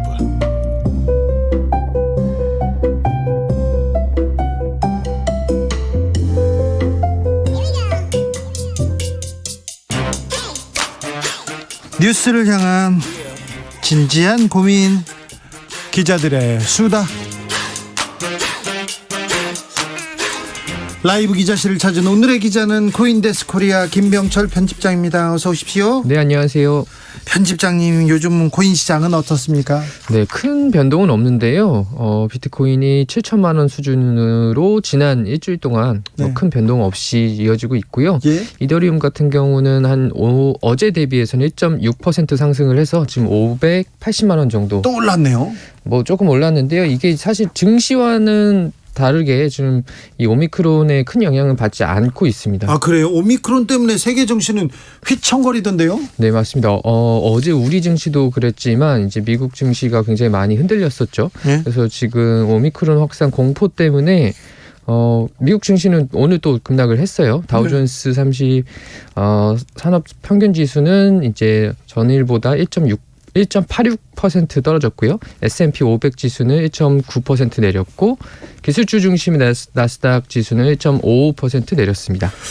요즘 그 경제 뉴스를 보면 제롬 파월 연준 의장 계속 나오더라고요. 네, 맞습니다. 어제 새벽에 좀 되게 인상 깊은 이야기 좀 했어요. 이렇게 매파적 발언을 한 건데 그동안 이제 파월 의장이 계속 미국의 인플레이션이 일시적이다 이렇게 이야기를 해왔거든요. 근데 이제 어제 이제 상원에 가서는 이 입장을 철회를 했습니다. 뭐라고 했는데요? 네, 이 의장은 이제 그 일시적이라는 단어를 버리고 우리가 무엇을 말한지 더 명확하게 설명할 때라고 이야기를 했는데 그러니까 그럼 인플레이션 계속 온다, 물가 오른다 이런 얘기인가요? 네, 맞습니다. 그러니까 일시적인 인플레이션이라고 이야기했는데 지금 다시 보니까 아니다. 이 인플레이션은 꽤 심각하니까 여기에 대해 대응을 해야 된다라는 얘기고 그 말은 결국 테이퍼링 빨리 하고 금리 인상도 필요하다라는 굉장히 좀 센 발언이 나와가지고 덕분에 이제 미국 증시가 좀 하락을 했습니다. 네, 미국의 물가 상승률이 뭐 몇십 년 만에 최고치다 했는데 더 오를 가능성이 있겠네요. 네, 그 연준이 이제 목표로 하고 있는 물가 지수가 이제 2%거든요. 네. 근데 이제 최근에는 미국 물가 상승률이 이제 그 2%에서 뭐 2배에서 3배를 웃도는 상황이에요. 그러니까 지금 미국에서는 돈풀기를 계속 하고 있으니까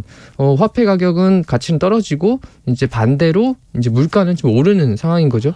미국에서 뉴욕에서도 그렇고 LA에서도 그렇고 식당에서 지금 밥값이 20%씩 올랐대요. 스테이크 값 30% 오른 가게도 많고 야, 그 집 있잖아 우리 갔던 집 그 집이 그렇게 올랐더라 이렇게 얘기하는데 지금 미국 물가 이렇게 올라갑니까? 네, 그런 것 같습니다. 지금 뭐 미국만 사실 오르는 건 아니고 한국이나 뭐 세계 전 세계가 좀 물가는 계속 오르고 있는 것 같아요. 자, 미국도 그러면 금리를 올리고 한국도 올리고 그럴 가능성이 있습니까? 네, 미국 같은 경우는 지금 이제 한국은행이 먼저 지난주에 기준금리를 올렸죠. 예? 그러니까 미국보다는 사실은 먼저 움직여야 그래야 이제 한국에 있는 자금이 미국으로 빨려 들어가지 않기 때문에 선제적으로 좀 올린 건데요. 연 0.75%에서 1%로 올렸고요. 그래서 0.25% 포인트가 인상이 된 거죠. 그래서 오미크론 근데 이제 오미크론이 발생을 막 했잖아요. 네. 그래서 뭐 일본에서는 이제 국경도 셧다운하고 그러면서 약간 한국은행이 금리 인상을 좀 성급했던 거 아니냐 뭐 이런 이야기도 좀 나오는데 사실 이거는 오미크론이 그렇죠. 국내에서 확산이 되느냐 그거에 따라서 이제 하는 결정에 대한 평가가 좀 달라질 것 같습니다. 기준 금리가 0.25% 오르면 은행에서 대출 이자는 막 1%씩 올라요. 네, 대출 이제 아무래도 오르겠죠. 네? 이게 돈 빌리는 비용이 좀 이거 너무한 것 같아요. 은행은 돈도 많이 벌면서 네. 아니 기준 금리가 이만큼 올랐으면 적당히 올려야 될 거 아니에요. 네. 가서 좀 뭐라고 좀 해주세요. 여기서 뭐라고 좀 할까요? 네. 아니면 은행 앞에 가서 1인 시 하세요. 네. 피켓 들고. 네. 삭발하셔도 괜찮습니다. 알겠습니다. 네. 안 그래도 이제 뭐 이런 문제들이 계속 좀 제기가 되고 있는데 한국경제연구원이 기준금리 인상으로 이제 가구당 이자 부담액이 연간 149만 원 증가할 거라고 추정을 했습니다. 와, 많이 오르네요. 네, 그래서 이제 아무래도 기준금리가 오르면 은행들이 대출 금리도 올릴 것으로 예상이 되기 때문에 그런 거고요. 그리고 이 문제에 대해서 금융당국이 좀 그 문제 제기를 하고 있어요. 그래서 은행들한테 눈치를 좀 줬고 그러니까 은행들이 예적금 금리도 같이 올렸습니다. 아, 그래요? 네, 바로 올려가지고 보통은 대출 금리를 먼저 올리고 네. 예적금 금리는 늦게 올리죠. 네, 늦게 올리거든요. 네. 근데 이번에는 뭐 바로 기준금리 올린 당일날 올린 은행도 있고 그래서 예적금 금리도 좀 올라가긴 했습니다. 알겠습니다. 정부 이건 잘했습니다. 고령층 빈곤 계속 이렇게 따라다니는데 일하는 고령층이 계속 늘고 있다면서요? 네, 맞습니다. 이게 좀 슬픈 소식인데요. 우리나라가 이 경제협력개발기구 OECD죠. 이 회원국 중에서 한국이 이제 1위 하는 게 몇 개 있잖아요. 네. 좀 유명한데 그 중에서 이제 노인 빈곤율이 세계 1위인 건 꽤 유명하고요. 예. 그런데 노인 고용률이 처음으로 세계 1위를 했어요. 아이고. 네, 이 고용률은 인구 대비 취업자 수 비율을 말하는 건데요. 이제 은퇴를 하지 못하고 65세 이후에도 계속 일해야 되는 상황인 거죠. 그렇죠. 좋은 일자리라기보다는 은퇴를 하지 못하고 계속 돈을 벌어야 되는 좀 그 가혹한 현실을 얘기하는 거죠. 네, 일할 수 있는 건 참 좋은데 일할 수밖에 없어서 일해야 되는 거는 굉장히 슬픈 이야기잖아요. 이제 수치 좀 보면 2020년, 그러니까 지난해 기준으로 한국의 65세 이상 인구 고용률이 34%였어요. 이게 이제 역대 최고였는데 이제 만년 1위였던 아이슬란드가 31%거든요. 이걸 제치고 이제 사상 처음으로 한국이 1위를 차지한 건데.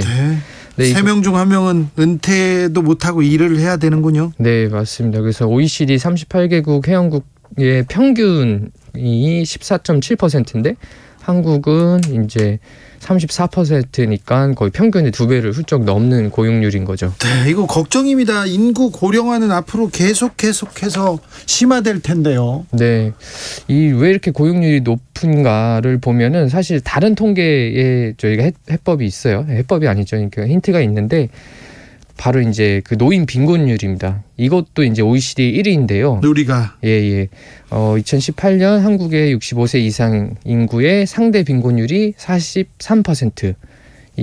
그 OECD 회원국 평균이 16%거든요. 네. 그러니까 한 3배 정도 저희가 더 높은 거고 한국 노인의 40% 이상의 소득이 이제 평균 중위 소득의 절반에도 못 미치는 가난에 지금 시달리고 있다. 이런 얘기가 좀 나옵니다. 네.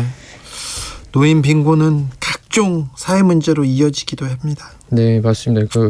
결국은 또 빈곤이 자살로 이어지는데요. 우리나라 노인 자살률이 인구 10만 명당 46.6명으로 이것도 OECD 1위예요. 우리가 부끄럽게 자살률 쪽에서는 계속 1등을 달리고 있습니다. 네, 이게 회원국 평균의 노인 자살률이 17.2%니까 우리나라 노인 자살률이 거의 한 3배? 3배 높네요. 네네. 그래서 2위랑도 격차가 거의 너무 크네요. 한 10명 정도 나거든요. 10만 명당 10명 정도 차이가 나서 사실은 이 대선 앞두고 있잖아요. 네. 대선 후보들이 이 앞으로 계속 이제 노령화는 더 커질 테니까 이 문제에 대한 좀 답을 내놔야 될 것 같습니다. 그렇습니까? 노인들을 위한 나라는 없다고 하는데 우리 노인들은 노후 준비가 안 돼 있는 분들이 많아요. 자식들 뒷바라지하고 자식들 뭐 해주고 다 내주고 그러다가 정작 본인들은 가난하게 살아야 되는 분들이 많아서 이 부분에 대해서도 정치인들이 좀 답을 냈으면 좋겠습니다. 네, 맞습니다.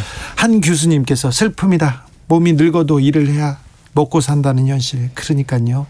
1호님 노인 빈곤 노동 1위고 노인 대책은 없고요. 젊은 MZ를 위한 정책만 남발하는 건 아닌지 안타깝습니다.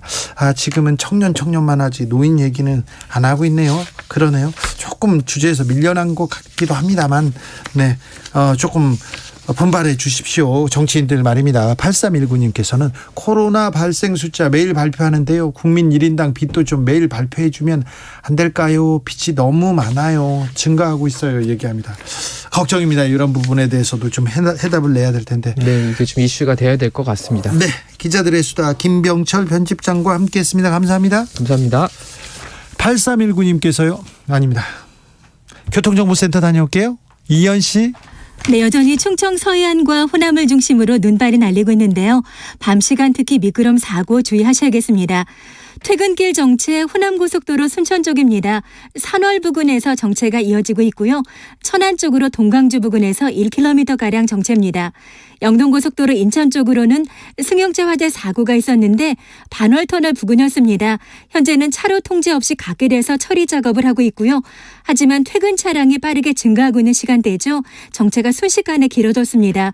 북수원 부근부터 12km 구간 꽉 막혀 있습니다. 수도권 제일순환고속도로 오늘은 경기 북부 지역에도 차가 많은데요. 일산에서 구리 쪽입니다. 고양 분기점부터 노고산 1터널 쪽으로 많이 밀리고 있습니다. 서울시내 서부간선도로 안양 방향 고척교 부근부터 정체고요. 지하도로 이용 차량들 금천 방향으로 교통량이 많은데 전 구간 지나는데 44분 정도 예상됩니다. KBS 교통정보센터였습니다.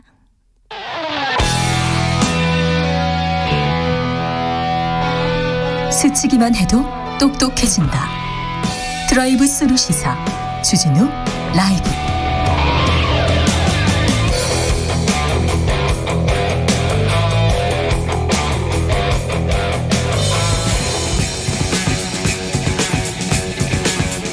전직 청와대 정무수석 둘이 뭉쳤다. 여당 야당 수석 크로스. 김재원의 원, 강기정의 기, 원기옥. 냉철하고 확실한 분석, 주진우 라이브 특급 조합입니다. 강기정 전 청와대 정무수석 어서 오십시오. 네, 안녕하십니까. 김재원 국민의힘 최고위원 어서 오십시오. 안녕하세요. 네, 김재원 최고위원님 고생이 많으시죠? 요즘은 그냥 저도 전화기 끄고 도망가고 싶어요. 어디 지방으로, 부산으로? 부산 한번 가자고요. 아니, 저 방송 출연을 약속을 해놓고 네. 나가서 할 말이 좀 힘들어서. 그러니까요. 왜 누가 이렇게 김재원 최고위원 고생시켜요? 근데 하여튼 전화기 끄고 도망가고 싶어요. 네, 알겠습니다. 맨날 강기정 수석한테 혼나는 것도 힘들고. 네. 놀림당하는 마음대로 안 되죠 지금. 놀림당하는 것도 힘들고. 네. 근데 왜 그렇게 가셨을까요? 저도 알고 싶어요. 알겠습니다. 아니 근데 장제원 의원 사무실은 왜 갔을까요? 아니 저 권성동 의원이 네. 권성동 사무총장이 예. 이제 그 우리 이준석 대표님의 그 노원구 예, 만나러 갔잖아요, 사무실에. 상계동 사무실에 찾아갔잖아요. 네. 없는데 예. 그러니까 답내로 가지 않았을까요? 그래요? 답내로. 네. 그래서 그 실제로 우리 이준석 대표께서 그 이준석 대표 측에서 장제원 의원 지역구 그 사무실의 직원들 격려도 할 겸 해서 찾아갔다고 아주 그 말씀하셨는데 네. 그 내용이 상당히 그 가슴에 와닿더라고요. 참 따뜻한 마음씨가. 따뜻한 마음씨. 그래서 언제 오신대요? 아직은 뭐 그에 대해서는 우리가 알 수 없는데 그러나 뭐 올해 걸리지는 않을 겁니다. 그렇죠. 지금 대통령 선거가 100일도 안 남았는데 대표가 이렇게 이런 경우는 못 봤습니다. 지금 그 우리 이준석 대표가 복심 비서실장인 장제원 의원한테 간 거 아닙니까? 권선동 지금 한때 비서실장이었고 지금 사무총장이 김종인 문제를 윤석열 사이에 잘 못 푸니까 이준석 실세는 저기에 있구나. 그래서 복심 비서실장 장제원 사무실로 가서 지금 무력 시위를 한데, 근데 재밌는 것이 이준석 대표가 총 들고 간 것도 아닌데 무슨 무력 시위입니까? 꽁꽁 숨질 않아요. 그냥 나 잡아봐라 하고 다니는 거예요. 나 어디 간다 SNS에 올리고 예. 사진도 공개하고 부산으로 갔다 또 순천으로 갔다 그러면서 그런 걸로 보면 완전히 뭐 대표직을 사퇴하거나 그냥 쪽낼 생각은 없고 계속 나를 잡으면 내가 갈 생각이 있다. 잡을래 안 잡을래 했는데 문제는 윤석열 후보가 잡을 생각이 현재까지는 없어요.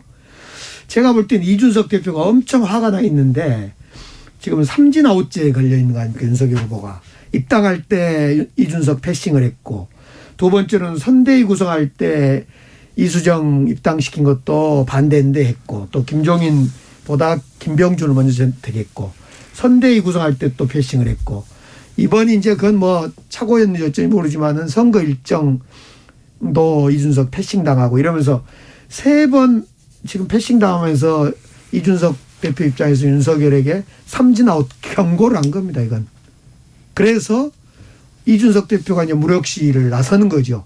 근데 무력 시위를 어디로 갈까 생각하다 보니까 권선동 총장은 이미 검증이 됐고 김종인 못 세워준 거 보면 그래서 실세 복심 비서실장인 장제원 사무실로 간 거죠. 맞습니까? 소설? 땡. 뭐가 잘못됐어요? 우선 뭐 입당 때는 워낙 오래된 이야기니까 그렇다 치고 그 이수정 교수를 저 공동선대위원장으로 그 임명한 것은 우리 이제 그 국민의힘 당규에 따르면 선거대책기구의 장, 후보가 선거대책기구의 장 또는 선거대책위원장, 공동선거대책위원장, 본부장 등 선거대책기구의 본부장이나 위원장은 그 대통령 후보가 최고회의의 의견을 최고회의와 협의하여 임명한다 이렇게 돼 있어요. 네. 그 임명권자 자체가 대통령 후보예요. 예. 그렇죠. 그리고 또 하나는 이수정 교수는 사실은 이미 우리 당에서 지난 총선 때부터 활동해 오던 분이거든요. 지난 재보궐선거 때도 했고요. 그 전에 네. 총선 때부터 네, 활동했었죠. 활동해 오시던 당내 인사예요. 네.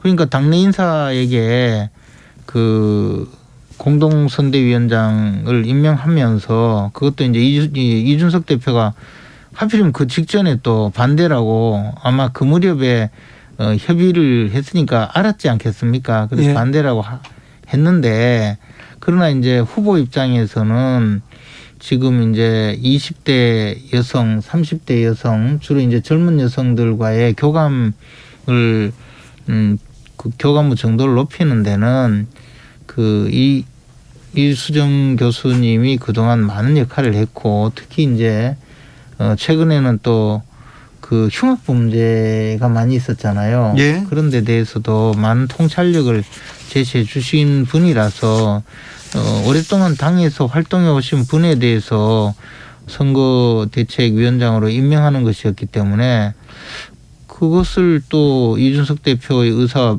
좀 반대되는 이준석 대표가 반대 의사를 발표했으니 그것을 또 사전에 설명을 했고 최고회의 석상에서도 이준석 대표는 내가 반대한다는 의사는 있었다고 좀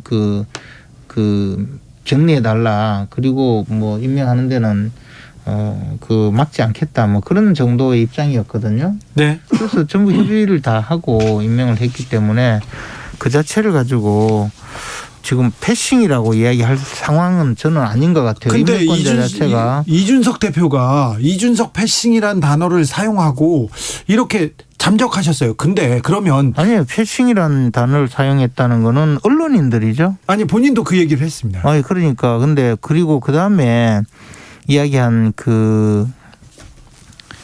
그저 일정 문제. 그 일정 문제는 제가 듣기로는 수요일 날 오늘 그 동행하는 일정이었고 그것을 그 일요일 월요일자로 네. 알게 되었는데 그 일정 자체가 뭐 원래 되기 전에 언론인이 알고 취재를 하는 바람에 벌어진 일이고 사실은 이제 그 일정을 함께 가려면 사전에 대표한테 물어보고 갈 수 있는지 물어보고 일정을 확정 지어야 되는 게 맞죠. 그러나 그것이 확정되기도 전에 언론에 공개되는 바람에 체면이 손상되었다. 또 뭐 이런 이야기예요. 근데 그런 부분도 사실은 그 정도라면 그 당 내에서 일정 팀의 실무자를 조금 주의를 촉구하는 것이 또 필요하죠. 당연히. 그리고 그 부분에 대해서는 실무자들의 어떤 실수를 할까요? 그 착오도 있었다고 봐요. 그러나 그 정도가 네.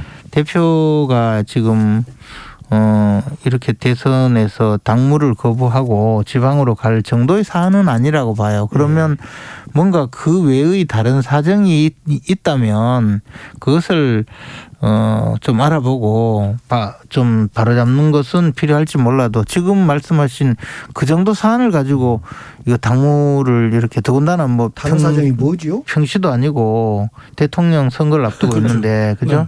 그건 좀 특이한 상황. 다른 사정이 뭐겠습니까? 그래서 저도 이제 대표님께 한번 여쭤봐야죠. 뭐 무슨 제가 사정이 볼 때는 있었는지. 근데 김종인 편이었잖아요. 이준석 대표가. 또 이수정에 대해서도 뭐 김채고 의원님 말씀 들으면 다 구구절절 이해가 되는 부분도 있는데 어떻든 비전 없는 윤석열 후보가 청년이라든가 변화 이런 걸 선택하기보다도 삼김을 선택했잖아요. 김한길, 김종인, 뭐 김병준. 그러면서 자꾸 이준석 대표는 젊음, 청년, 변화를 좀 끌어보려고 하는데 자꾸 구태, 원로, 뭐 아무튼 삼김, 반문 이러면서 이렇게 삐뚤어진 거 아닌가. 네. 근데 그분들이 그래도 지금까지 정치적으로 우리가 가장 모시고 싶었던 분들인데 그중에 이제 김정인 위원장한테 한번 공천이 떨어지고 목이 잘린 경험이 있으니까 자꾸 그렇게 공격을 하시는데 제가요? 예, 우리 권기정 수석이 2016년도인가요? 네. 2020년도인가요? 선거 때 16년도죠. 16년에 학살당했죠. 그 민주당 그 비대위원장 하시던 김종인 위원장이 들어와서 시범 케이스로 첫 번째 짝두를 가져와서 목을 친 첫 번째 인사가 바로 강기정 수석이었죠. 그 덕분에 그래서 제가 나이테도 생기고 아픔도 있고 많이 컸어요. 그 덕분에 정무수석도 됐잖아요. 0448님께서 김재원 의원님 힘내세요. 주진우 라이브 들으면서 의원님 팬 됐습니다. 김재원 의원님 파이팅합니다. 근데 정말 너무 힘이 없어. 힘이 없어요. 그러니까요. 자, 그러면요. 여기 하나 물어볼게요. 김재원 최고위원님, 윤석열 후보의 정치력은 문제가 있습니까? 아니면 괜찮습니까? 저는 이번 사태를 해결하는 방식이 역시 윤석열답게 해결했으면 하는 마음이에요. 예. 어떻게요? 그래서 그거는 잘 모르겠는데 윤석열이 이 문제를 해결하는 모습을 좀 잘 보여줬으면 좋겠어요. 네. 그리고 저는 사실 이제 김종인 위원장이 우리 지금 선대위 총괄 선대위원장으로 오셨으면 하는 바람이 간절하고 또 그렇게 오실 거라고 확신이 있어요. 그리고 최근까지 찾아뵙기도 하고 네. 그래서 그렇기 때문에 뭐 그런 면에서는 전혀 의심할 바가 없는데 이준석 대표의 지금 문제는 좀 더 윤석열 후보가 그동안에 국민들의 신뢰를 얻었던 방식대로 좀 잘 해결했으면 하는 바람이에요. 윤석열 정치를 보면 당을 완전히 무시한 무당파적 어떤 속성이에요. 당 대표의 자존심은 좀 세워줬어야지요. 이 방송 중에도 내가 빨리 메모해서 후보자 비방죄로 고발을 하든지 무슨 수를 해야 되지. 그 무당이 아니에요. 여긴 무당파. 여기서 무당은 아니 그게 아니고 무당파. 어쨌든 당을 무시하는 사실과 다르게 계속 윤석열 비난만 하고 있으니 아니 이거를 제가 일단 고발장을 써놓고 고발장을 쓰지 말아주시고 그러지 마세요. 당을 무시하는 당파 무시하고 아니 그러니까 제가 무당파라는 말이 그거는 알고 있어요. 근데 지금 윤석열 후보는 지금 당의 후보로서 당의 중심에 서서 일하고 있는데 당을 당의 무시한다. 중심에 있으면 그래도 물론 후보 중심의 선대이지만은 당 대표 이준석 대표를 이렇게 자존심을 상하게 한다거나 당 대표가요 뭐라고 하면 우리 민주당 같은 경우는 옳은 이야기든 틀린 이야기든 당 대표가 예를 들면 과거에 저 사례 보면 문재인 후보일 때, 문재인 후보일 때 이재명 후보 뽑히니까 이재명의 민주당이라 그러고 이재명 후보 조금 비판한다고 당원 게시판도 내려버리더만 완전히 입을 꼬매버리더만 그 당은 그래놓고 자꾸 문재인 후보가 강기정 상황실장을 추천을 했더니 추미애 당대표가 안 돼. 내 사람 할 거야. 그래서 다른 사람을 추천할 때 후보는 수용했어요. 그러니까 이준석 대표가 이수정 씨가 아무리 어떻게 하더라도 그러니까 또 김종인 대표가 그때는 문재인 후보였죠. 그렇죠. 문재인 후보는 그런 분이에요. 제가 보니까 그때 받아들이고 로버트도 개 로버트도 이렇게 조용히 하는 점잖은 분인데 지금 이재명 후보는 그거 필요 없잖아요. 패대기 치고 지금 당원 게시판도 잠궈버리고 이제 입 다물어 하고 이재명의 민주당이다. 왜 쓸데없는 소리 하냐고. 윤석열 살아났습니다. 윤석열 후보가 너무 당을 좀 이렇게 무시하는 무당파다는 아니 우리는 그렇지 들고. 않아요. 사실은 윤석열 후보의 정치력이란 것이 자기의 최대 경쟁자인 홍준표 후보도 못 끌어들이고 홍준표 밖에서는 김종인도 못 끌어들이면 안팎으로 지금 다 실패한 거예요. 아니 홍준표 후보께서 지금 얼마나 돕고인지 아시잖아요. 아니 안팎으로 실패한 이재명 후보를 뭐라 했습니까? 윤석열 후보는 전혀 리더십이 살인자 없는 집안에 거예요. 포악한 사람은 대통령 되면 안 된다 그랬잖아요. 자, 3123님께서 이 대표 행보는 손자병법 32개 공성계입니다. 철저히 비워둠으로써 경쟁자를 두렵게 해라. 성을 비워둬가지고 지금 주도권을 확보하기 위한 수입니다. 이렇게 36개는 아니고요. 네. 0068님께서는 대선 후보면 다인가요? 헐, 이준석이 아무리 나이가 어려도 당대표는 당대표인데 무시당하면 나라도 열받죠. 이렇게 얘기합니다. 6169님 이준석도 사람인데 머리 식히고 어디 좀 충전하고 가야지 않겠습니까? 얘기합니다.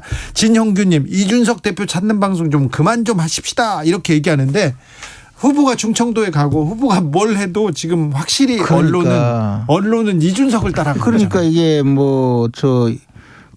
영화 봤는데 주연 배우를 20억 주고 캐스팅해서 영화 만들었는데 조연이 그냥 다 휘젓고 다닌. 조연이 빛나는 영화가 많이 있어요. 많이 조혜진 씨도 그렇고 유해진 씨도 그렇고 이준석 씨가 조연 역할을 톡톡히 하고 대단히 흥미롭게 하고 있어요. 그래서 오늘 2016년도 총선 때도 원래 민주당이 망할 뻔했는데 1번 타자로 목이 잘린 우리 강기정 수석 때문에 그 당이 뭔가 쇄신한다 이래가지고 많이 얻었거든요. 그러고 보니까 그때 조연이 맞네. 네, 그때 뭐 빛났어. 네, 잘리진 않았고요. 목이 잘리진 않았고요. 그리고 근데 그때 김무성 전 대표의 옥새 들고 나르사 그것도 사실은 주연이 바뀌었죠. 그때 그렇죠. 그때 주연은 누구였습니까? 아니 그러니까 옥새 들고 나르샤 뭐 도장 들고 따르샤도 있었고 그다음에 저 민주당에서는 넘버원 1번 타자 강기정, 2번 타자 이해찬, 3번 타자 문희상, 4번 타자 2번 타자가 정청래였나요? 아무튼 이해찬 또는 정청래. 그 당은 이제 목을 치는 걸로 떴고 그 당은 나르는 걸로 도장 들고 튀다가 다 끝나고. 그렇죠. 근데 그때 아무튼 야당이 압승을 그 당시에는 여당이었죠. 그때는 여당이었죠. 그러다 망했어요. 네, 그랬지 않습니까? 부산 한번 갔다가 망했어요. 이번에도 부산 갔지 않습니까? 이번도 망할 그래서 곧바로 또 순천으로 갔기 때문에 괜찮아요. 괜찮습니까? 부산에 계속 있었으면 괜찮은데 순천을 갔기 때문에. 부산에 가서 또 영도다리에서 탁 이렇게 서 있고 인증샷 찍었잖아요. 거기다가 또 우리 당의 홍보 본부장께서 그것을 무대 도장 들고 나르샤 원대 도장 들고 따르샤 하면서 무슨 뭐 용비어천가식으로 또 했다가 크게 그것도 동영상으로 만들어서 뿌리는 바람에 뮤직비디오를 만들었었잖아요. 그때 거의 저거 있잖아요. 스스로 목을 치면서 구렁텅이로 알겠습니다. 몸을 묶고 아니 목 좀 그만 치세요, 김재원 최고위원님. 오늘 왜 그러세요? 가야 된 거 아니에요? 순천으로 가든지. 이준석 대표 설득해야지. 최고위원 1등 최고위원이 그저께 안 그래도 우리 저 최고위원들한테 전부 최고위원들이 모여서 이준석 대표님을 찾으러 상계동 자택으로 좀 가라는 부탁이 있었어요. 그래서 제가 불과 어제 계속 또 김종인 위원장님 댁을 심해 다녀왔는데 내가 무슨 집집마다 찾아다니는 하루 좀 쉬고 김 최고위원님은 늘 아무튼 뒤따라서 사람 설득하러 찾으러 참 마음이 좋은 사람이요. 근데 우리 김종인 위원장님 댁에 갈 때 제가 3만 원짜리 와인을 들고 가서 갖다 놓으면 그 집에 와인이 쫙 몇 병 있어요. 보면 비싸고 좋은 와인들이 있더라고요. 그래 한 10만 원짜리를 마시고 와요. 그러니까 남는 장사를. 그렇습니까? 네. 그것까지는 몰랐네. 이준석 대표한테는 뭘 들고 찾으러 가지요? 간다면? 하여튼 어디 계시면 좋은데. 가방은 메고 가야 되고 백팩은 메고. 순천 갔다니까 아마 제 측은 부산에서 순천이면 다음은 군산 어디쯤 올라올 것 같아요. 그쪽 전북 쪽으로 한번. 미리 가서 진을 치고 있어야 되겠네. 그물을 쳐놓고 체포를 해야지. 자, 조혜성님께서 영화 보러 극장 갔는데 영화 보고 영화보다는 팝콘 맛이 더 기억에 남는 그런 거 말하는 거죠. 김재원 최고한테 얘기하는 거 같고요. 근데 지금 상황은 이제 그 주연은 멋있고 좋은데 조연이 워낙 인상 깊게. 지금 시끌벅적하게 하면 조연의 눈이 가죠. 조연한테 눈이 갔습니다. 114님 이준석 대표는 입이 무기입니다. 입보다 지금 발이 무기로 지금 김재원 최고위원을 따돌리고 있는 것 같습니다. 3013님 김재원 최고위원님한테 하시는 말씀인 것 같은데 웃는 게 아니네요. 자, 이 문제는 이번 파동은 어떻게 마무리가 될까요? 수습하셔야 될 거 아니에요. 근데 지금도 보면 이준석 대표께서 당무를 게을리하지 않고 지시를 하고 있다고 스스로 알리고 있잖아요. 그러면 불과 얼마 되지 않아서 복귀하시리라고 봅니다. 제가 좀 아는데요. 집에서 가출하잖아요. 그럼 들어갈 때 엄마한테 뭐라고 하지? 아버지한테 뭐라고 하지? 이게 또 명분이 중요합니다.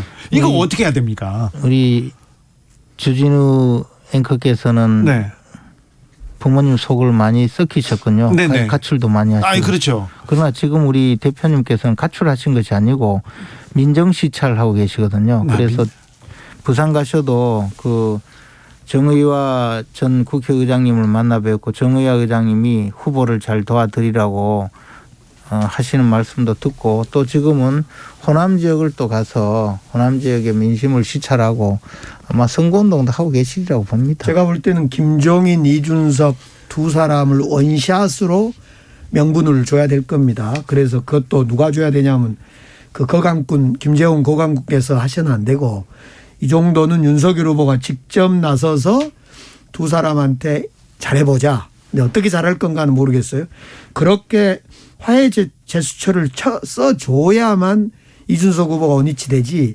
지금 민정 시찰한다고 전국 다니고 있지만은 그 시찰이 시찰이겠어요. 계속 뒷거리를 남기고 다니잖아요. SNS로. 그래서 하여튼 저래 걱정해 주는 척하면서 놀리니까 좀 속은 상하네. 그래서 완전히 그 불난집에 살살 부채질하면서 박수치고 좋아서 거의 지금 눈이 안 보여요. 하도 웃느라고.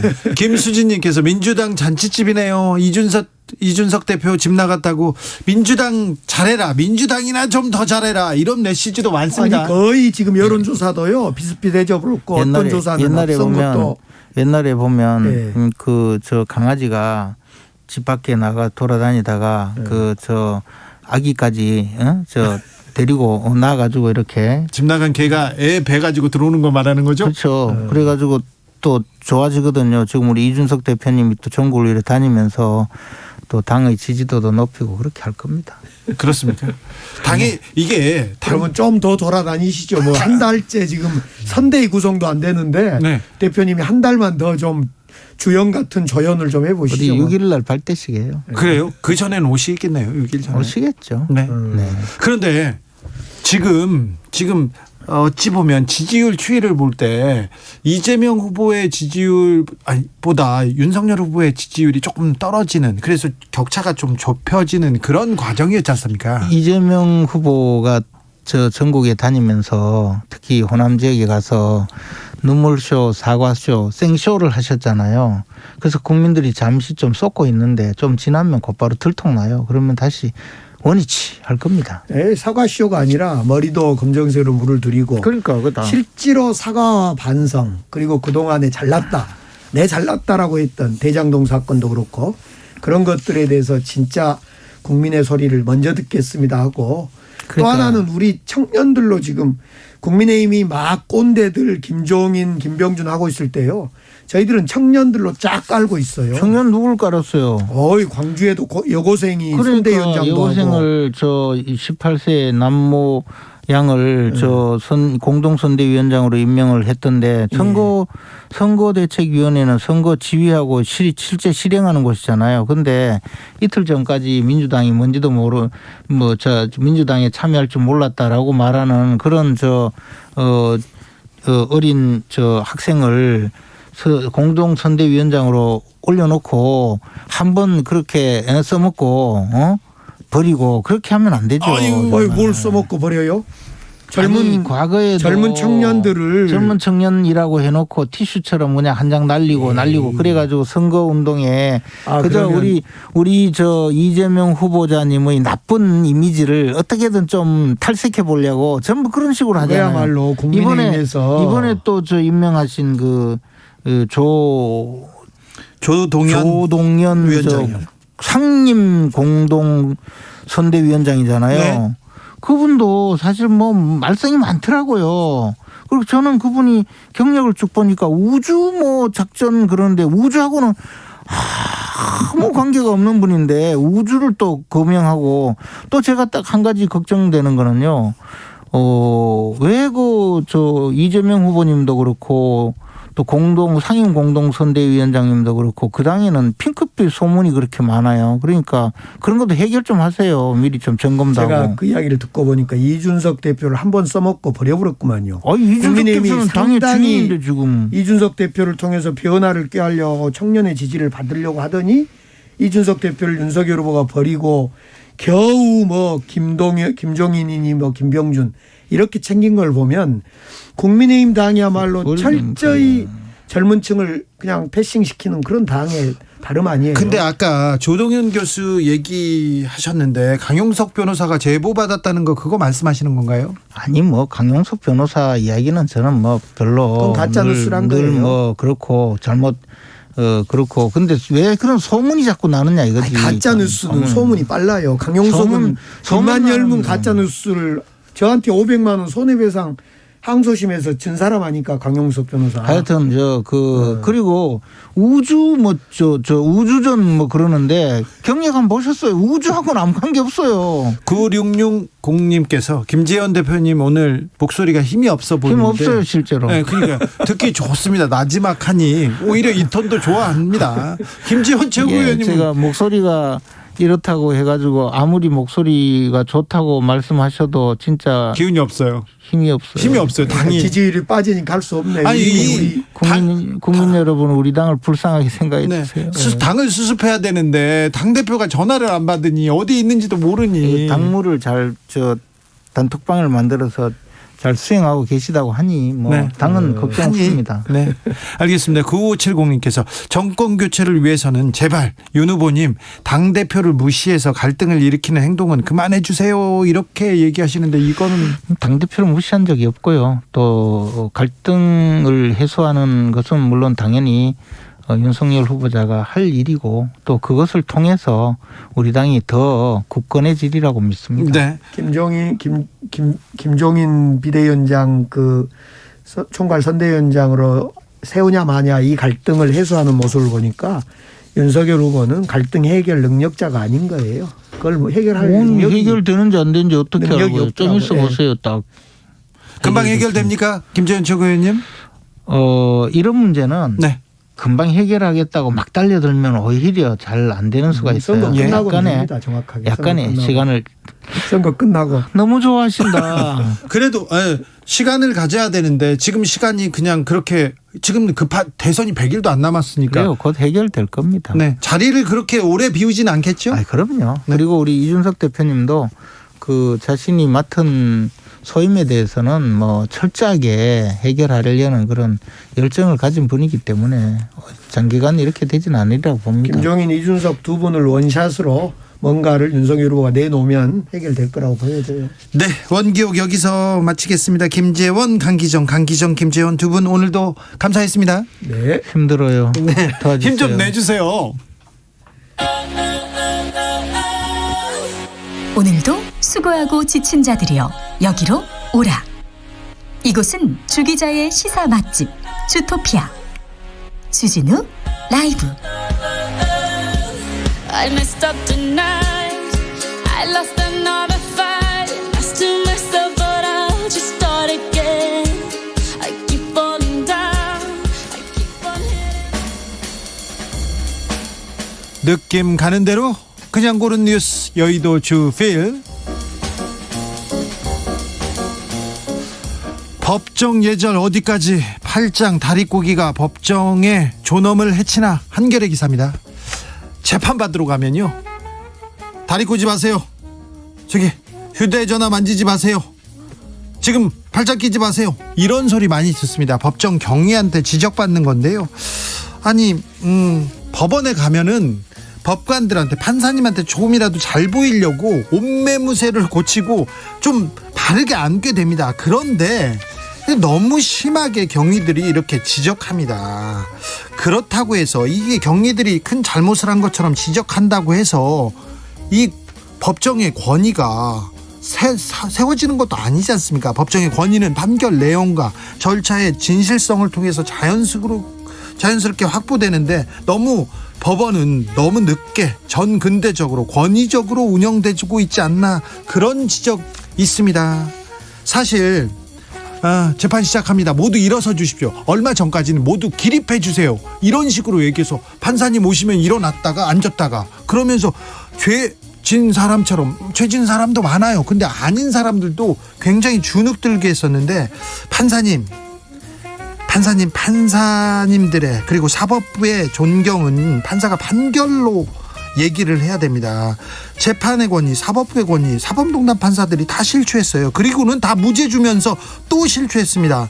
그래놓고 자세 똑바로 하라고 지적질하는데 그거 좀 웃기고 우습습니다. 판사 앞에서 공손해야 한다. 나 알고 있어요. 그런데 이렇게 전 근대적으로 얘기하는 거는 좀 옳지 않은 것 같습니다. 저도 그렇게 생각합니다. 환불 원정대 돈 터치미 들으면서 저는 여기서 인사드리겠습니다. 오늘 돌발 퀴즈의 정답은 라니냐입니다. 라니냐.